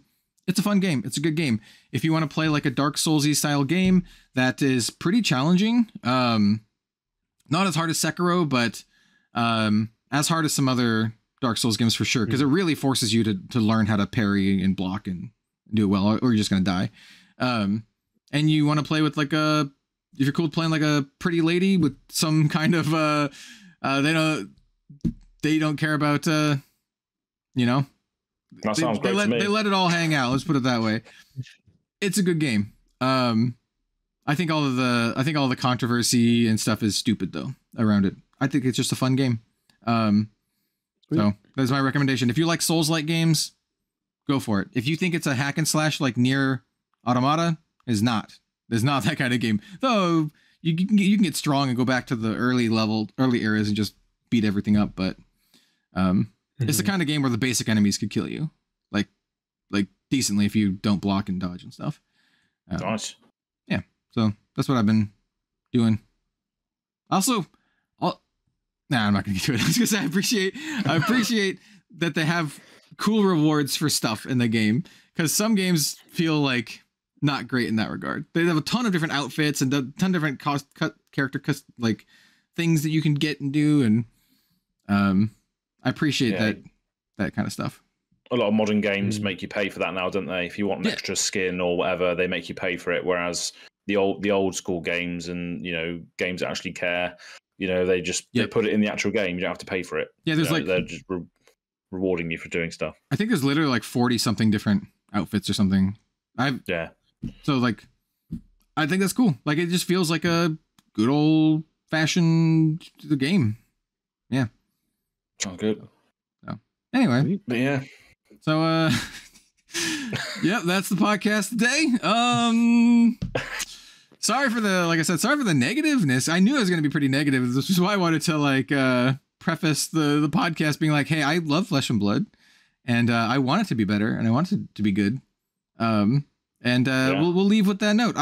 We love Flesh and Blood here. That's why we have a podcast. So that's why we talk about it for 2 hours every single week for all y'all, because we enjoy the game, and we want it to succeed and be good. And yeah, this is coming from a place of love. You know, tough love, but you know, sometimes you just gotta be honest. So at least definitely. This is my philosophy, at least. So.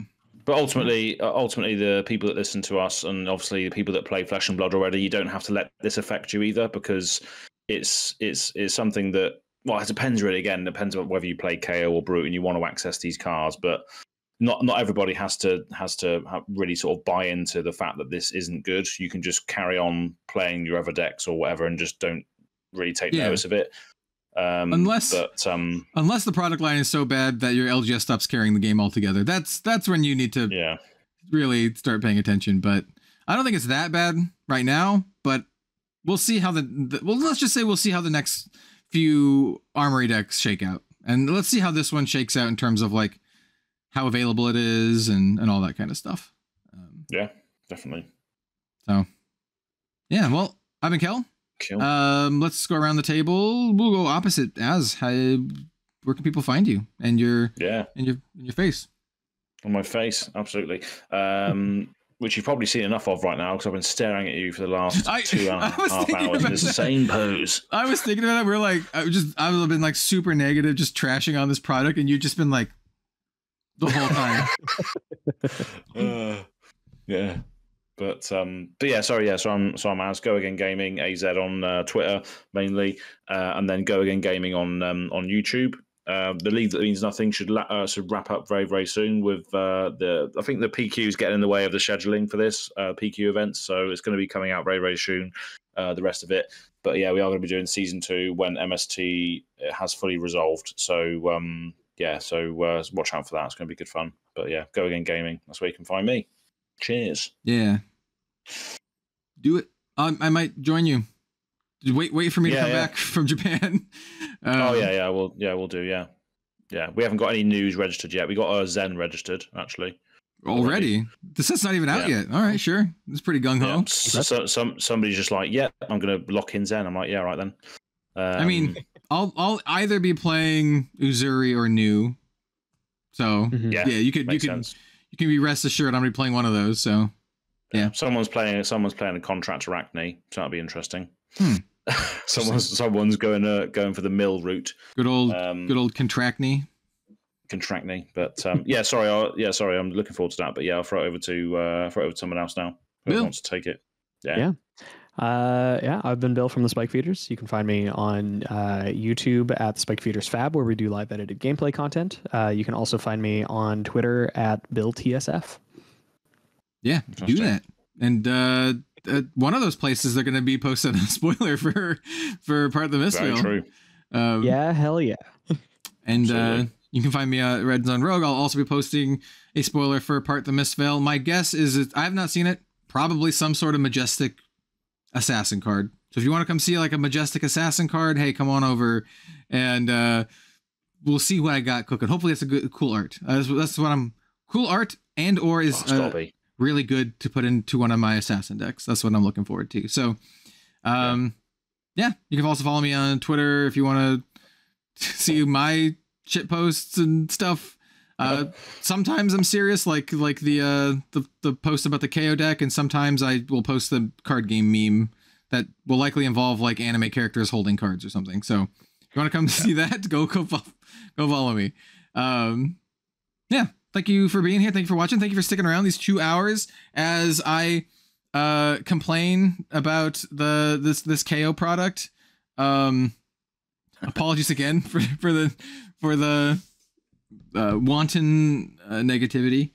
But yeah, I think it all needs to be said though. So being honest, I think we all got fairly coherent points across. Although it is late for me, so I might have been making sense at some point. But yeah, I got very little sleep too. Like I feel like it was a little bit more ranty than I intended to be.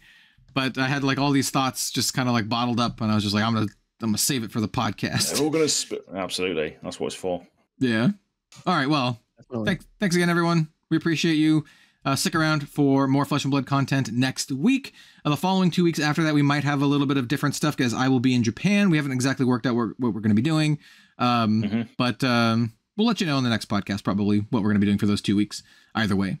Yeah, and then absolutely. And after that, I'll have a lot to talk about because I will be going to the Part the Mistville world premiere event. So that'll be sick. Sure, I'll have a lot to say about that. So stick around, and we'll see you next time. Hell yeah. Bye. Bye. Oh, I forgot to mention I'm also going to Osaka. I booked my tickets as well. I'm not sure if that's going to stay in there, but my flights have been booked now, so I'm going to be going there. It's in now. I haven't hit stop yet. It's definitely confirmed. So yes, that's where I'll be going. Hell yeah! Hit us up. Sweet. If you're going to Osaka, if you're going to Tokyo for Part the Mistville, let us know. Yeah, absolutely. All right. Bye for real now. Bye.